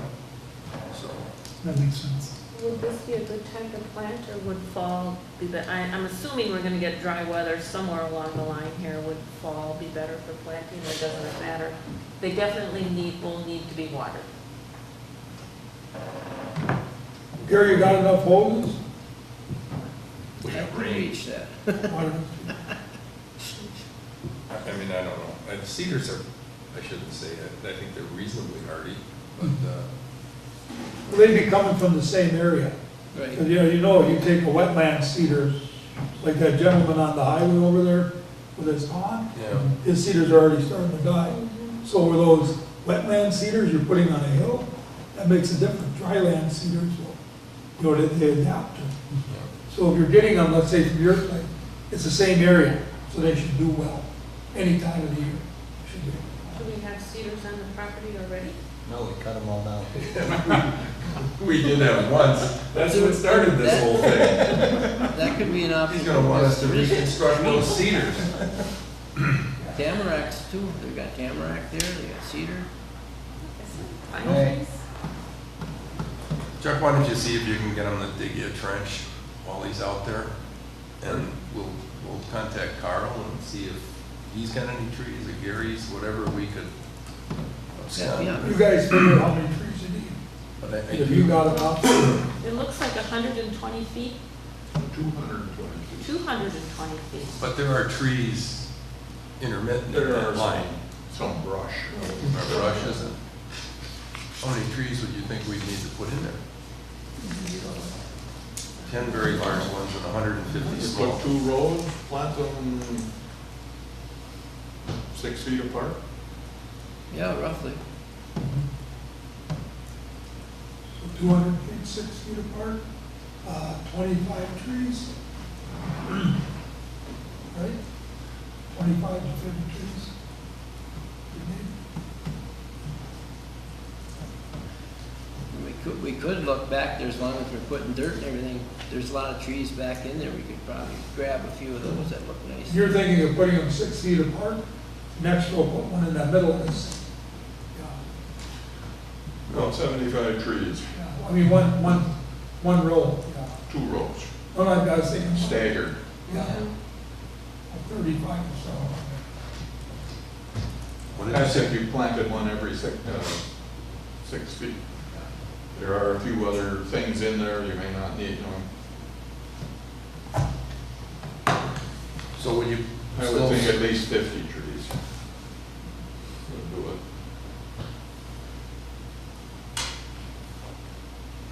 Would you still temporarily string a wire then out there with some, or just Just go don't with waste it? my time or money putting up wire if you plant trees. You wouldn't need anyone. They're gonna go up there, they'll ruin the fence and the trees, so. Yep, I agree with you on that one. Gary, how many, would you think you have that many trees, or we need to try and round somebody up with some cedars, or? I think I would have enough. Okay. So would you like a plaque on each cedar tree donated by? Now we're getting off the That's subject. not necessary. Well, that'd be great if you want to try and tackle that, Chuck, we'll see if we can get you some help through whatever that, I mean, I think that'd be a better alternative if it's doable. So, I'll come in. Okay, I'll bring my wife to she'll bring the lemonade. okay. I have one more question on that, with that topsoil. What kind of a grade are we putting on that to level it? Because are you gonna go in there with a mulcher then, hopefully? And once it's got, the grass is rooted and seeded in good? How are you gonna maintain that? The rules state that we cannot let woody vegetation grow on it. Grass and weeds are fine, but if brush starts growing, we have to go in and mow it down. So it would be my thought that if it's a pasture type area, we leave it alone. There's no need to mow it, no need to do anything to it. But if the brush starts coming back on the stumps or that, we go in and mow it down and spray the stumps to prevent them from growing. So So basically, it's like the roadside. If you don't It'd be mow it, basically if you don't mow it roadside, like about every 6 years, at least once, you're gonna get trees growing in there. Yeah. But you could take a brush hog in there on the back of the tractor and, Well, exactly. clean out most of that stuff without any major But effort. you are gonna have to mow it Say like a- once Like a every so pasture often. over that, you plant a new field, you let it grow, and then you mow it down so that it can regenerate and Yeah. reroot and grow more. So maybe the first year or two, you want to kind of maintain it and then let it go.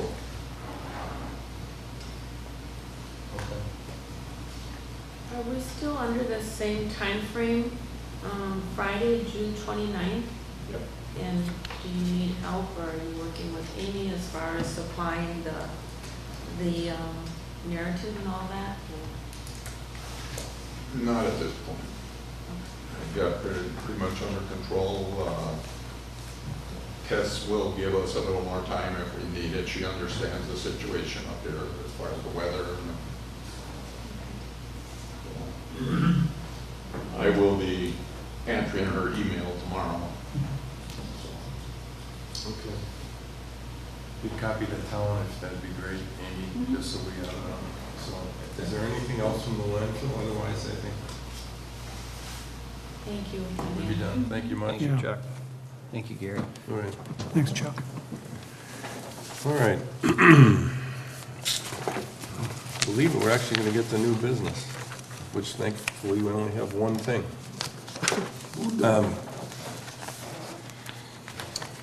The issue of the Clark Lake Dam, and what you see in your paperwork there, is something that was started in 2010.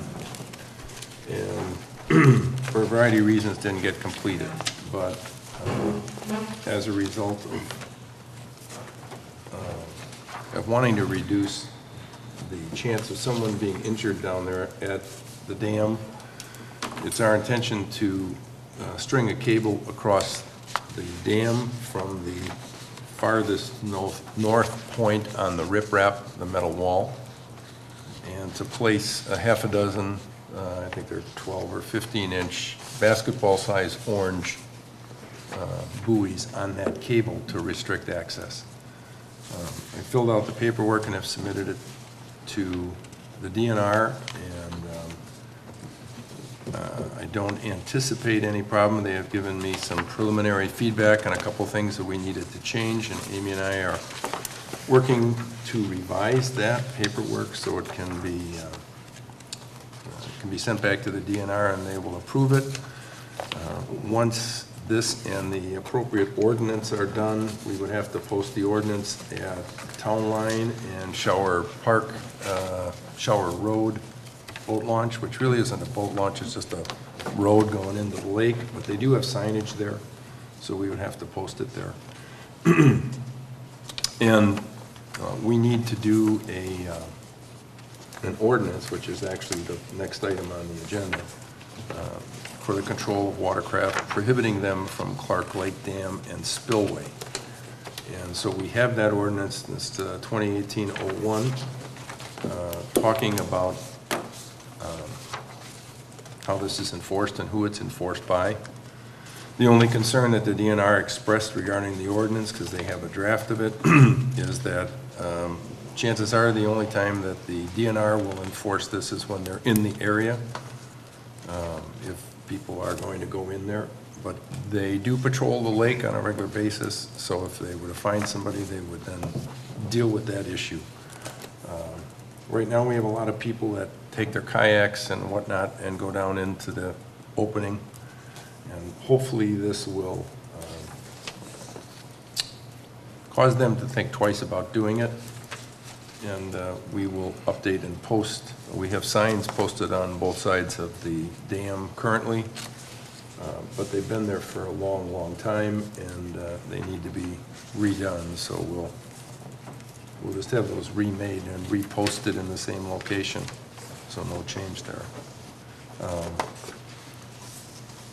So that is, anybody have any questions with respect to that? I before guess we I go had a to the ordinance? concern. The only thing is, I'm sorry, go ahead. down by the swimming beach, you know, they play on the buoys, they bounce up and down on the buoys. Is Yeah. this gonna entice kids to come and play on these buoys now? Well, it's quite a ways up from the beach, Yeah, I so know. that should help. They're gonna see something big and orange Yeah. in the lake and say, ooh, what's that? I don't know, John, but the alternative is if we don't do something and those kids go back down in there and they have free reign without anybody even trying to. But we have, if we put the new signs up, You know how well people read. well, exactly, dogs can't read either, so.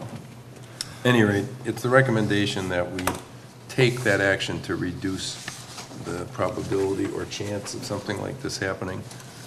Whose recommendation? Or attorney. Okay. Yeah. Did the DNR say anything about the town of Jacksonport? I only bring that No. to the attention because it says that an ordinance that affects an inland lake, all municipalities having jurisdiction over that lake would have to adopt a similar or an identical ordinance. So said- even though that's in our end, Right. I believe the town of Jacksonport would have to. She did not bring any of that up, and You I might know want to from bring your, that to her attention. I know from your earlier notes, Mm-hmm. but she had no, and she, it does have to go to Chris Krejci, who's the warden up there as well, for him to sign off on. So I'll find out when we send the thing back in. Well, But- we wouldn't be adopting the ordinance until we know it's been approved, correct? Right, well, yeah, I mean, we don't have to, but it's in there. Actually, no, you're right, we wouldn't have to adopt it, we can wait until the thing is done. But she won't, let me think twice here. I think I do have to send it to her approved in order for them to issue a permit. So we would approve it, but we wouldn't publish it or anything like that until the permit was, Right, do you recall Issue. on that one, Amy? No. I don't think I have that, well, a minute, I might have brought that paperwork.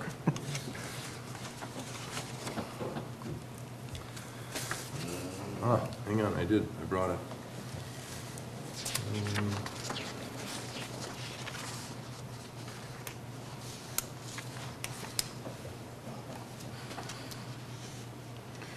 The ordinance is valid until prominently posted on all access points within your jurisdiction and until a signed copy is received by this office, including proof of publication. I don't know quite how to read that. If it says, in fact, there's no restrictions. We find your ordinance to be consistent with state statutes and department rules. We, however, have comments updated which local law enforcement, and I had to go out and physically measure the thing, which I did. Upon receipt of the final signed ordinance and an updated waterway marker permit application, we will complete our review of the buoy placement. okay, so So- once the permit is issued, they would. We would publish, well, she wants it published. Well, it's, okay, published after the fact, but it's signed here. Receipt of final signed ordinance and updated waterway marker permit application, we'll complete our review. So I guess we'd have to approve it first before we can send it in. And receipt of final signed ordinance and an updated water marker permit application, we will complete our review. Well, did she say signed permit? Yep.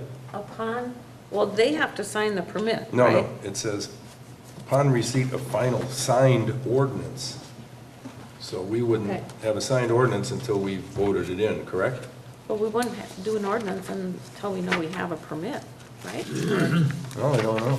It reads as if we have to have a signed permit or signed ordinance I mean, before they'll finish their review. So in other words, they want to make sure there is an ordinance in effect prior to finalizing placement. Could you- What we could do, I don't know exactly what your concern is.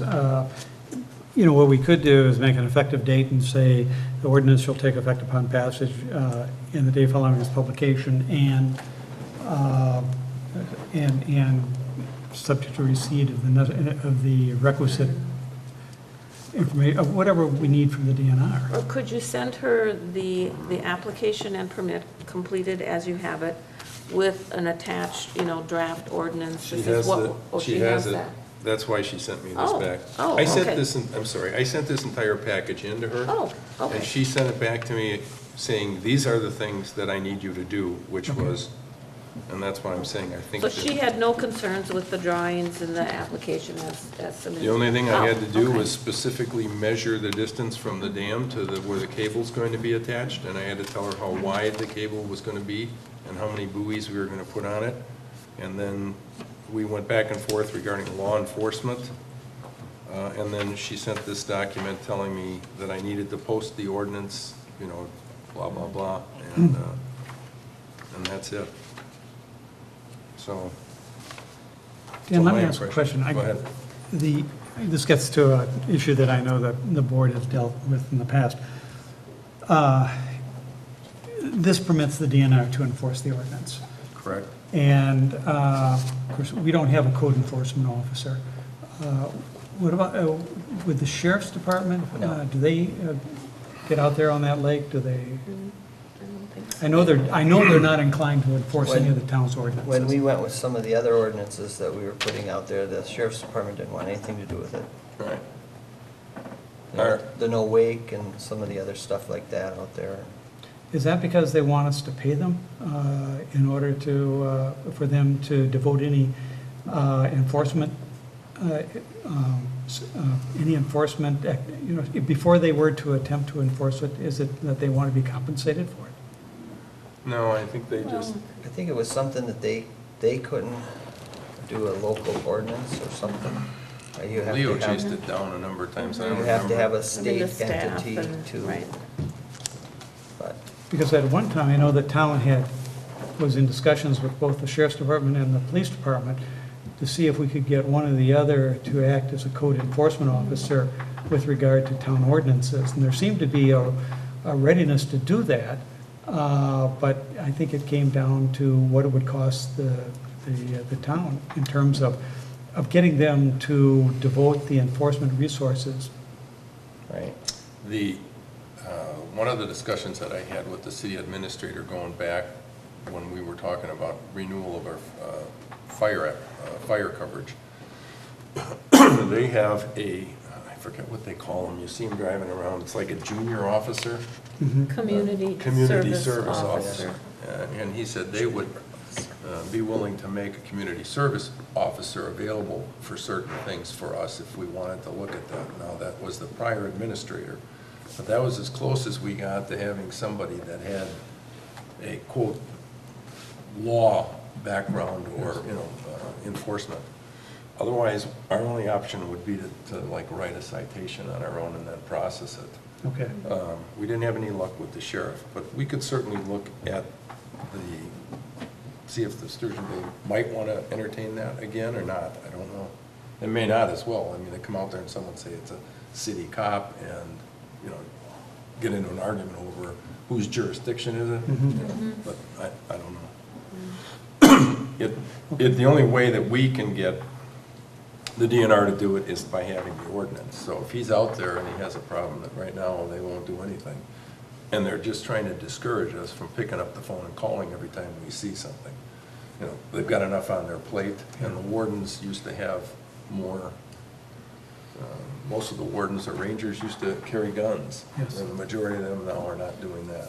So they kind of backed off their law enforcement stuff. But at any rate, Chris Krejci, who's one of the wardens up here that's on the lake, would do that.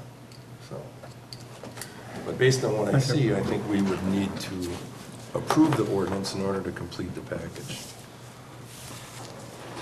So,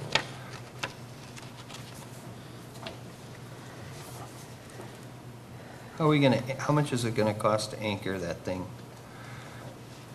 I haven't seen the stuff. Amy just did some preliminary stuff for us. We got twice the cable that we thought we needed, so I'm guessing It was what, $500 or $600 for the buoys and the cable, 100 feet of cable? 100 feet of cable, because they said go a little bit larger with the estimate, and then we Right. can narrow it down, and then 6 buoys. So it was, I 6 want to buoys. say $560 Total? total. Yeah. Yeah, And but I- we still gotta anchor it so that it's gonna stay. I was thinking that, this is just my thought, I'm certainly open to suggestions, I don't know what the cable end is that we're gonna get, if it's already a compressed, loop, we tell them what and they do it, or we're gonna take a crimper and do that, or put a toggle, bolt. But that sheet rock, or sheet metal there, we ought to be able to drill through that and, Oh, it's into the sheet metal, okay. and then Put an anchor. anchor the cable on either side. So that would be my guess. So the anchors are going to be on our property, not on a property owner? Yeah, they would It's be going to in that metal. Into the dam infrastructure itself, it's gonna be? Well, that riprap, I'm assuming, is ours. Okay. I mean, I don't honestly know that, but I assume it is. Who knows? Because otherwise you'd need permission of the property owner if we don't own I it. gotta believe that riprap is ours. I mean, they would never have put that in on both sides of the dam for any other purpose, but I envision anchoring it to that particular point. Okay. And he was out there on Sunday when I measured this, so I explained what we were doing, so there was no conversation about what we should or shouldn't do with it. Well, if it's into the sheet metal, we could dig down past the riprap and just get a clevis in there too and just hook them up real easily, but I didn't want this to turn into a big affair by having to get a machine out there or something. No, I mean, we should be able to do it with a portable drill, I'm thinking, or whatever, A torch. Torch, okay, you got a torch. So, yeah, in either way, and then put it on a padlock to the cable, and then in the fall of the year, disconnect the cable and pull it like we do with the buoys. Yep. So, that's the thought at any rate. So you'd have to have enough cable so that when the water level's down, those buoys are floating and not above Right. the water level. Yep, and we have, Tony, He's on the sleeping. scale, from the 9 inches to 8, how much physical distance is that? About 6, 8 inches? On the scale itself, Yeah, I mean, we drop, if we're going, let's say the lake is at 8 and goes to 9, or it's at 9 and drops to 7 or 7.5. or the lake water level. Yeah, how much distance? For every inch it goes up, or like from 8.5 to 8.6, it goes up about 3.5 to 5 inches water level. And it goes less as you get higher on the scale. So like right now, we checked it today, it was 9.1. I called you on Friday, was it? It was 9.0, but with that rain we got. Yeah. On my, rain gauge, I got 1 3/4 of rain since Friday about 2 o'clock. Now, different guys say they got more. So when you go just that 1 inch, or like when the guys launch their boats, bring them in on Memorial Weekend, we can be between 8, 5, and 9. Imagine if we're at 8.5 to 9, that's 5. That could be 15 to 20 inches of water in that lake. That makes a huge difference. So yeah, We'll have to figure out how much of that cable, Well, if it, drop or. and Supervisor Waite's answer would be is, if you're spanning the 40 feet, you add 15 feet to it so that it'll bowl a little bit, and it's never gonna drop that much or raise that Okay. much that it's, on the cable, and then it would be plenty. you don't want them floating in the water, or you do? No, yeah, you want them floating in the water, but You if don't it's want them to be 40, hanging above the water. if it's Right, 40 and the water feet across level. there, and you make them 55 feet, that's 15 feet that they can just, when the water's high, they'll bow back, and when the water's, shallow, they'll just come back. So, I mean, I would think that would be plenty because there's only, 4 feet there, right at the Out dam? at the mouth, when I was there, it was 3 just feet? right about there on my thigh, I'd say So if 3 you feet. if you added 15 feet to that cable, that would be great plenty. Yeah. Okay. We'll double check the depth before we do that. We can look at the orange book, our orange book in the Oh, yeah. mailbox to see How what much? time of year is the lowest. You know, 'cause like I say, every week we went down there and recorded it. That's one good thing about having that recorded. Just to see, you know, how low we gotta be. All right, so in an effort to move this meeting forward, Yeah. I think we need the ordinance in order to send it into the DNR. So, do you want to go with Jim's approach, your approach, A approach? We're going to need some Would it be approach. Approved subject to granting of the permit by the Wisconsin DNR?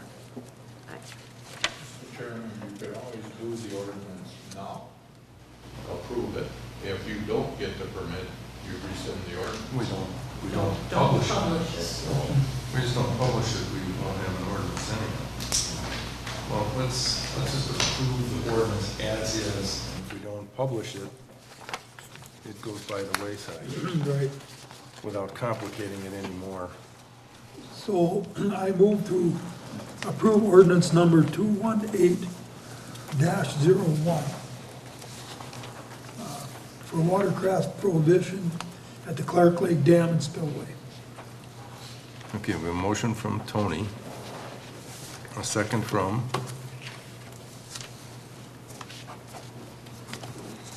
I'll second it. second from Jim, to approve ordinance number 2018-01, the ordinance governing watercraft prohibition at the Clark Lake Dam and Spillway. And this is a roll call vote. So, any other further discussion? Okay. Yeah, of course. I assume this is a takeoff on the ordinance that we looked at back in 2010 or 11 or whenever. Correct. So can we be okay that none of the Wisconsin statute section numbers have changed? Or NR 5.15 has changed? I guess, Well, I subject haven't- to checking that out and confirming that the statutes have not been changed, I guess. I would think, I'm only guessing, but I would think that also the gal from the DNR who reviewed the ordinance would have That's true. caught that because Yeah. she indicates in here that she finds it to be in compliance. Okay, great. So, I just have one comment. I think it's another ordinance that we're gonna pass on Clark's Lake that nobody's gonna enforce. Chris Krejci can enforce it if he's out there, he will enforce it. I mean, they understand that. But Right. it's the same old story. Yeah, I know. I hear you, John, I mean, I agree. Okay. Okay, so we have a motion by Jim and a second by Linda, is that right? Motion by Hain, Sorry, second by thank you for Nella. that. Motion by Haynes, second by, so getting to be confusing, and Jim to approve this ordinance. It's a roll call vote, so Amy, I give it to you. Chairman Dan Wolfle, Aye. Supervisor Tony Hain, Aye. Supervisor Jim Nellen, Aye. Supervisor Linda White, Aye. Supervisor John Stabenus. Aye. Okay, motion carries, thank you, we'll work this out. All right. Wow. Moving right along.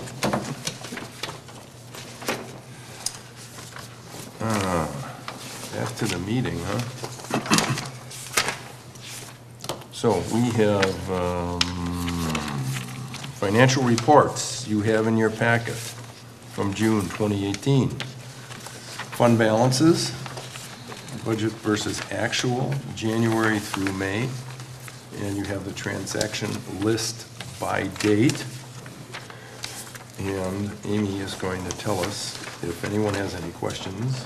And if not, we'll have Amy tell us if there's anything from the treasurer's perspective that we should be paying attention to. Amy? We currently received $1,000 in revenue so far this year for charging for special assessment letters. The third quarter of our fire protection is due by the 1st of July. We are above budget in our office equipment category since we did have to update our copier printer. And the local government investment pool's rate of return is currently at 1.81%. 1.81? Wow, It's fantastic. only 1% more than what we were getting. Well, that's good news. Okay. Motion to accept the financial reports? I'll make a motion to accept.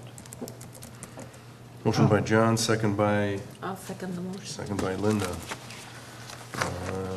All those in favor signify by saying aye. Aye. Opposed? None. Motion carries. Thank you. All right, approval of vouchers, bills, and claims. Has everybody had a chance to sign those? If not, I'll move on and come back to it in a minute. I know I didn't. Should be like pretty close to the top. I just have one comment about the transaction action list. I just want to ask Amy a question. You probably already took care of this, but the defibrillator batteries are coming out of that other account, right? That's correct. Okay. Yep, we're moving the money from that designated account, but we still had to pay them out of Okay. our checking account, so we just moved the monies. Oh, yeah. I got a sign here too, and then we'll- Thank you. I didn't see that one.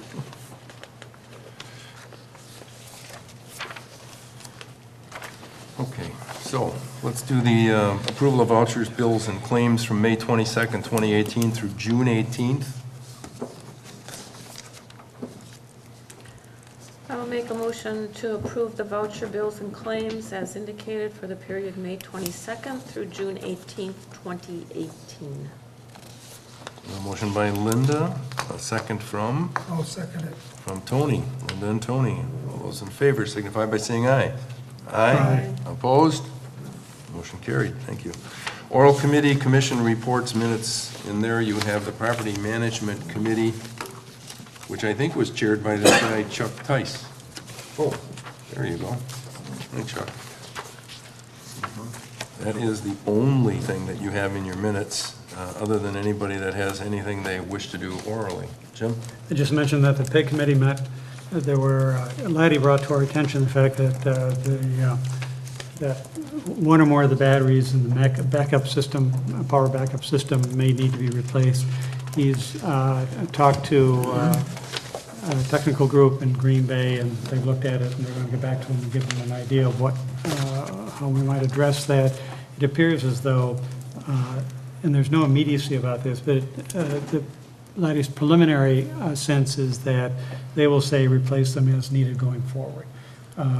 I should mention to the board, we do have $4,000 budgeted for equipment. To do that. To do that.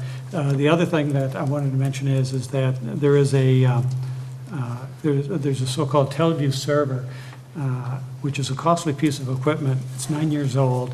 We've been informed by the manufacturer that it has reached its end-of-life status. It sounds more forbidding than it is.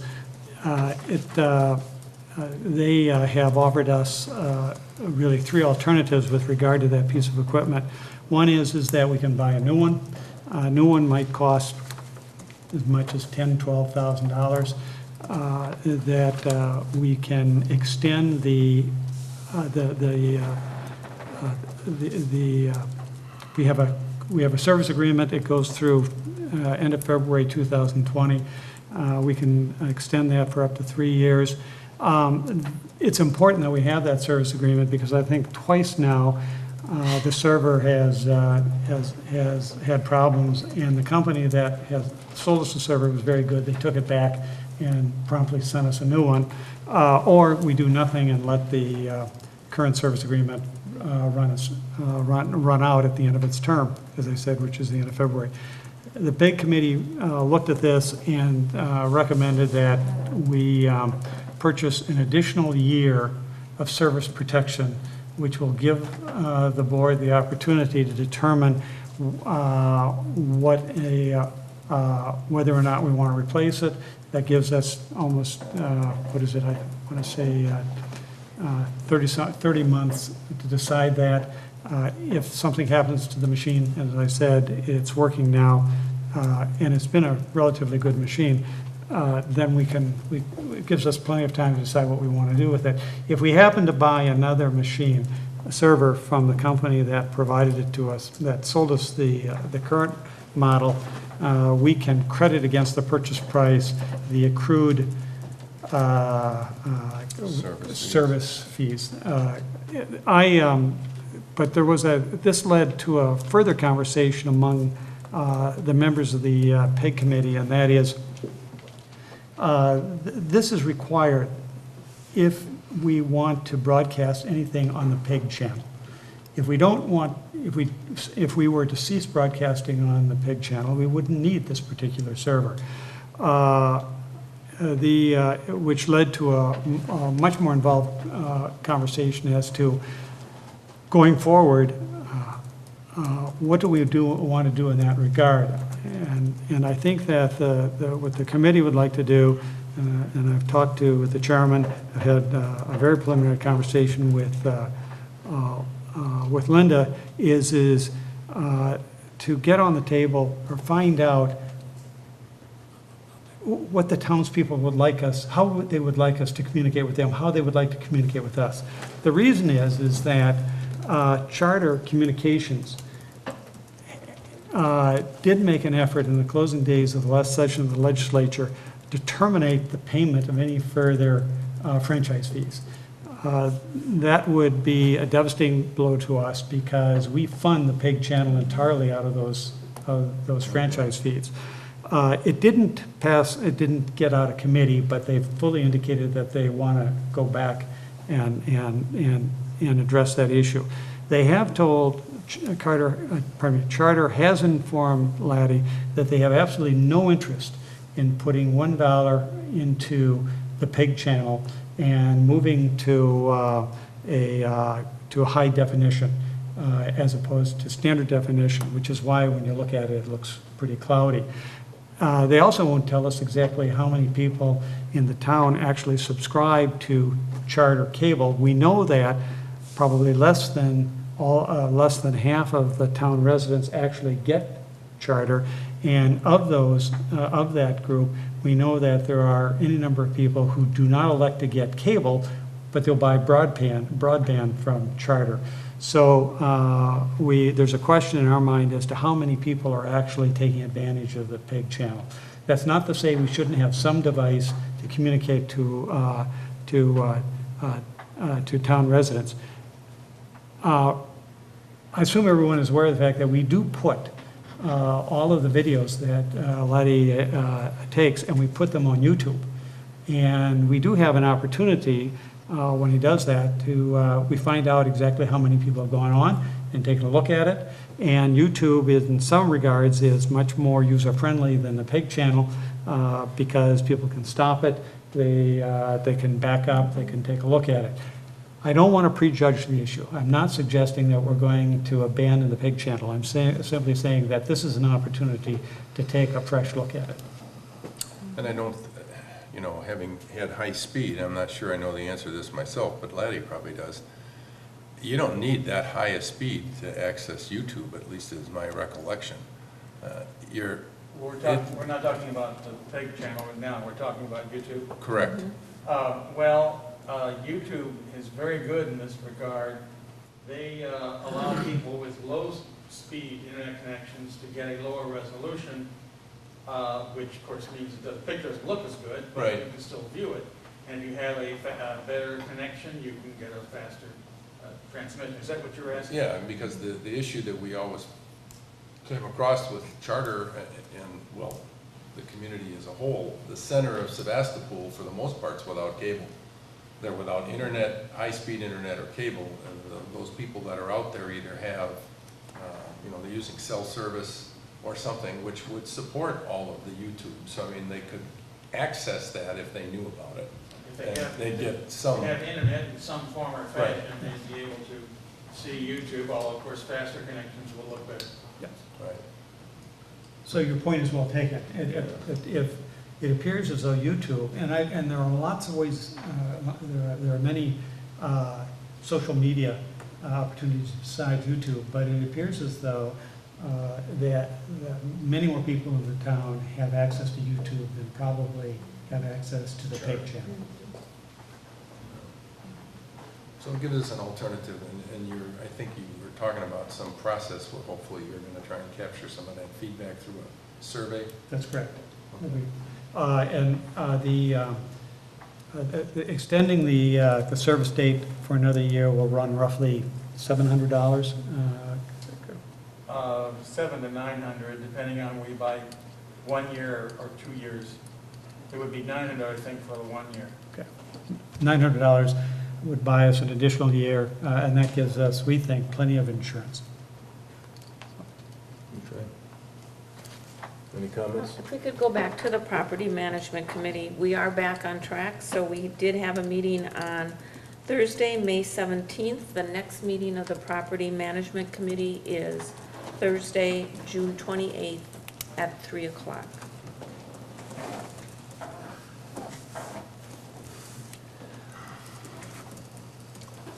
All right. Anyone else? Otherwise, we'll move on, because we're going to hear from this county board person. Linda? Very short. Very short. Very short. Thank you. The next meeting of the Door County Board of Supervisors is next Tuesday, June 26th at 9 a.m. If you read the newspapers this weekend, I was sad to hear or read that our county finance director, Mark Janiak, is going to be retiring as of the first of the year in 2019. He is sticking around to train and help whoever fills that position. So he's done a really nice job for us, at least as long as I've known him. Again, we're combining committees. So the newest combination was Public Safety Committee, and that is comprised of law enforcement, emergency services, emergency management services, the sheriff, the jail, and CATS, Communication Advisory and Technology Services Committee. The Brussels Union Gardner Ambulance and Fire Station is going to be opening soon, if not already. There's an open house on Sunday, this Sunday, June 24th, from noon to 3 p.m. That's all I have to say. Well, thank you. Hopefully they don't. And no questions for yourself.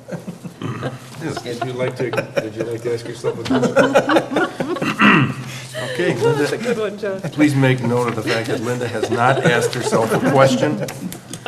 All right, license and permits, you have the Door County zoning safe built inspection permits. If you look through there, there's a real assortment of interesting, we've got a single-family home, we have a limestone stairway, we have a rain garden, we've got a mobile chicken coop, and a carport. So we have been very busy here building. Amazing, that's quite a variety. You also, so you have all of that good reading in there in terms of safe built and building permits. After that, we have license and permits. And Amy, you want to just talk about who you gave a liquor license to? Sure. Or We had the Door Devils Motorcycle Club apply for 3 different Class B picnic liquor license. The first one was on June 3rd for their motorcycle races. The second one is going to be for their pig roast. And then the third one is going to be for their annual burning cow. So we have all of those in front of us. And then in addition to those, we do have all of the establishments that apply or reapply every year for their Class B, A, or C liquor licenses. And those, they're all up to date. There is no outstanding taxes or any sort of fees. All the purveyors have been paid. And then in addition, on the bottom of the second page, we also have people who have applied for the operator's license. wow. I think that's the first year that everybody's been paid up on I time. was going to say, I think in the 12 years or good. 14 years, this is the first time that everybody's right up there. I guess there's thirsty people out there. Amy's got rules with an iron fist. I did make a special trip to one establishment. To taste or? No, to remind. All right. She shows up in person. So we need to approve all of these that are paid in full. Sounds like a plan to me. Anyone have any questions on these before we take that course of action?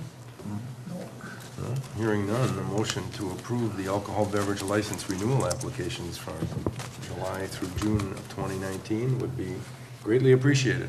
I'd be happy to make a motion to approve all the alcohol licenses that are paid on time. Motion by John and second by I'll second that. Second by Tony. Hearing no further discussion, did you have a question, Linda? No, Mr. Chairman, I do not have any Thank you. questions. Please make note that Linda has now passed on another opportunity to ask a question. Does have something. All those in favor signify by saying aye. Aye. Opposed?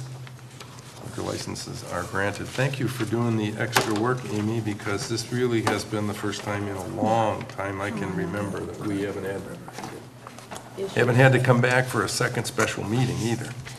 Okay, correspondence. This is a pending one, right? June 21st. Coming up. Yep, that's coming up for the Jane, I don't want to even attempt her last name. Suzuki's. Okay, that's pending on the 21st. McCabe's was approved.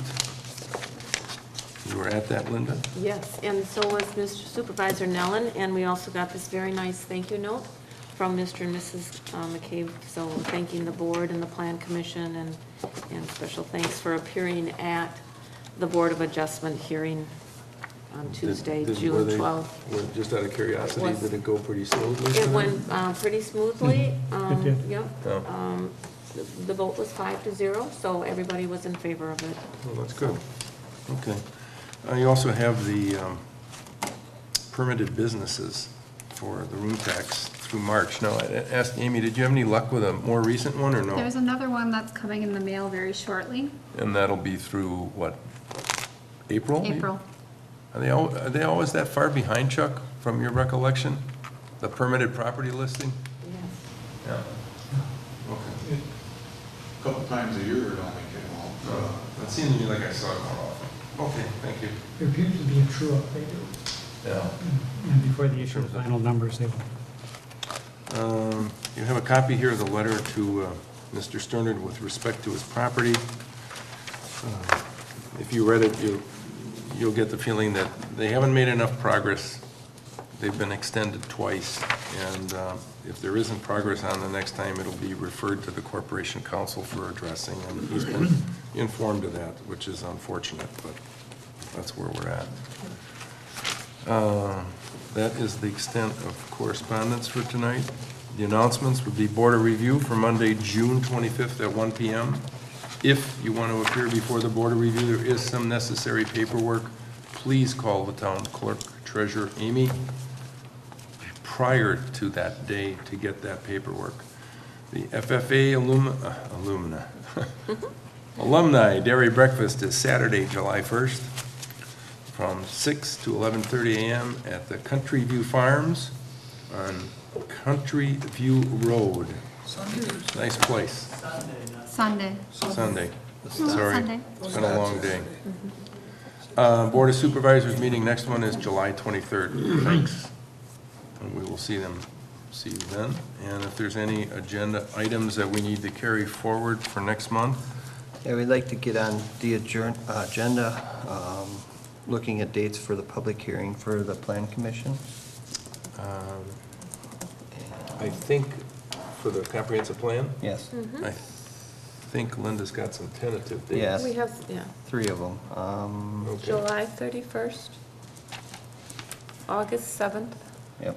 and that third one is out because Mr. Nellen can't make Yeah. it. So July 31st or August 7th, and I will contact Brandon at Bay Lake Regional Planning Commission and for his assistance and a date that works for him, because that will be the front page of our newsletter coming out soon. Okay. Probably right after the 4th of July, I'm thinking. That sounds good. Something that's stuck in the back of my mind here. Oh, will this facility, we're just going to use our facility, right? Yes.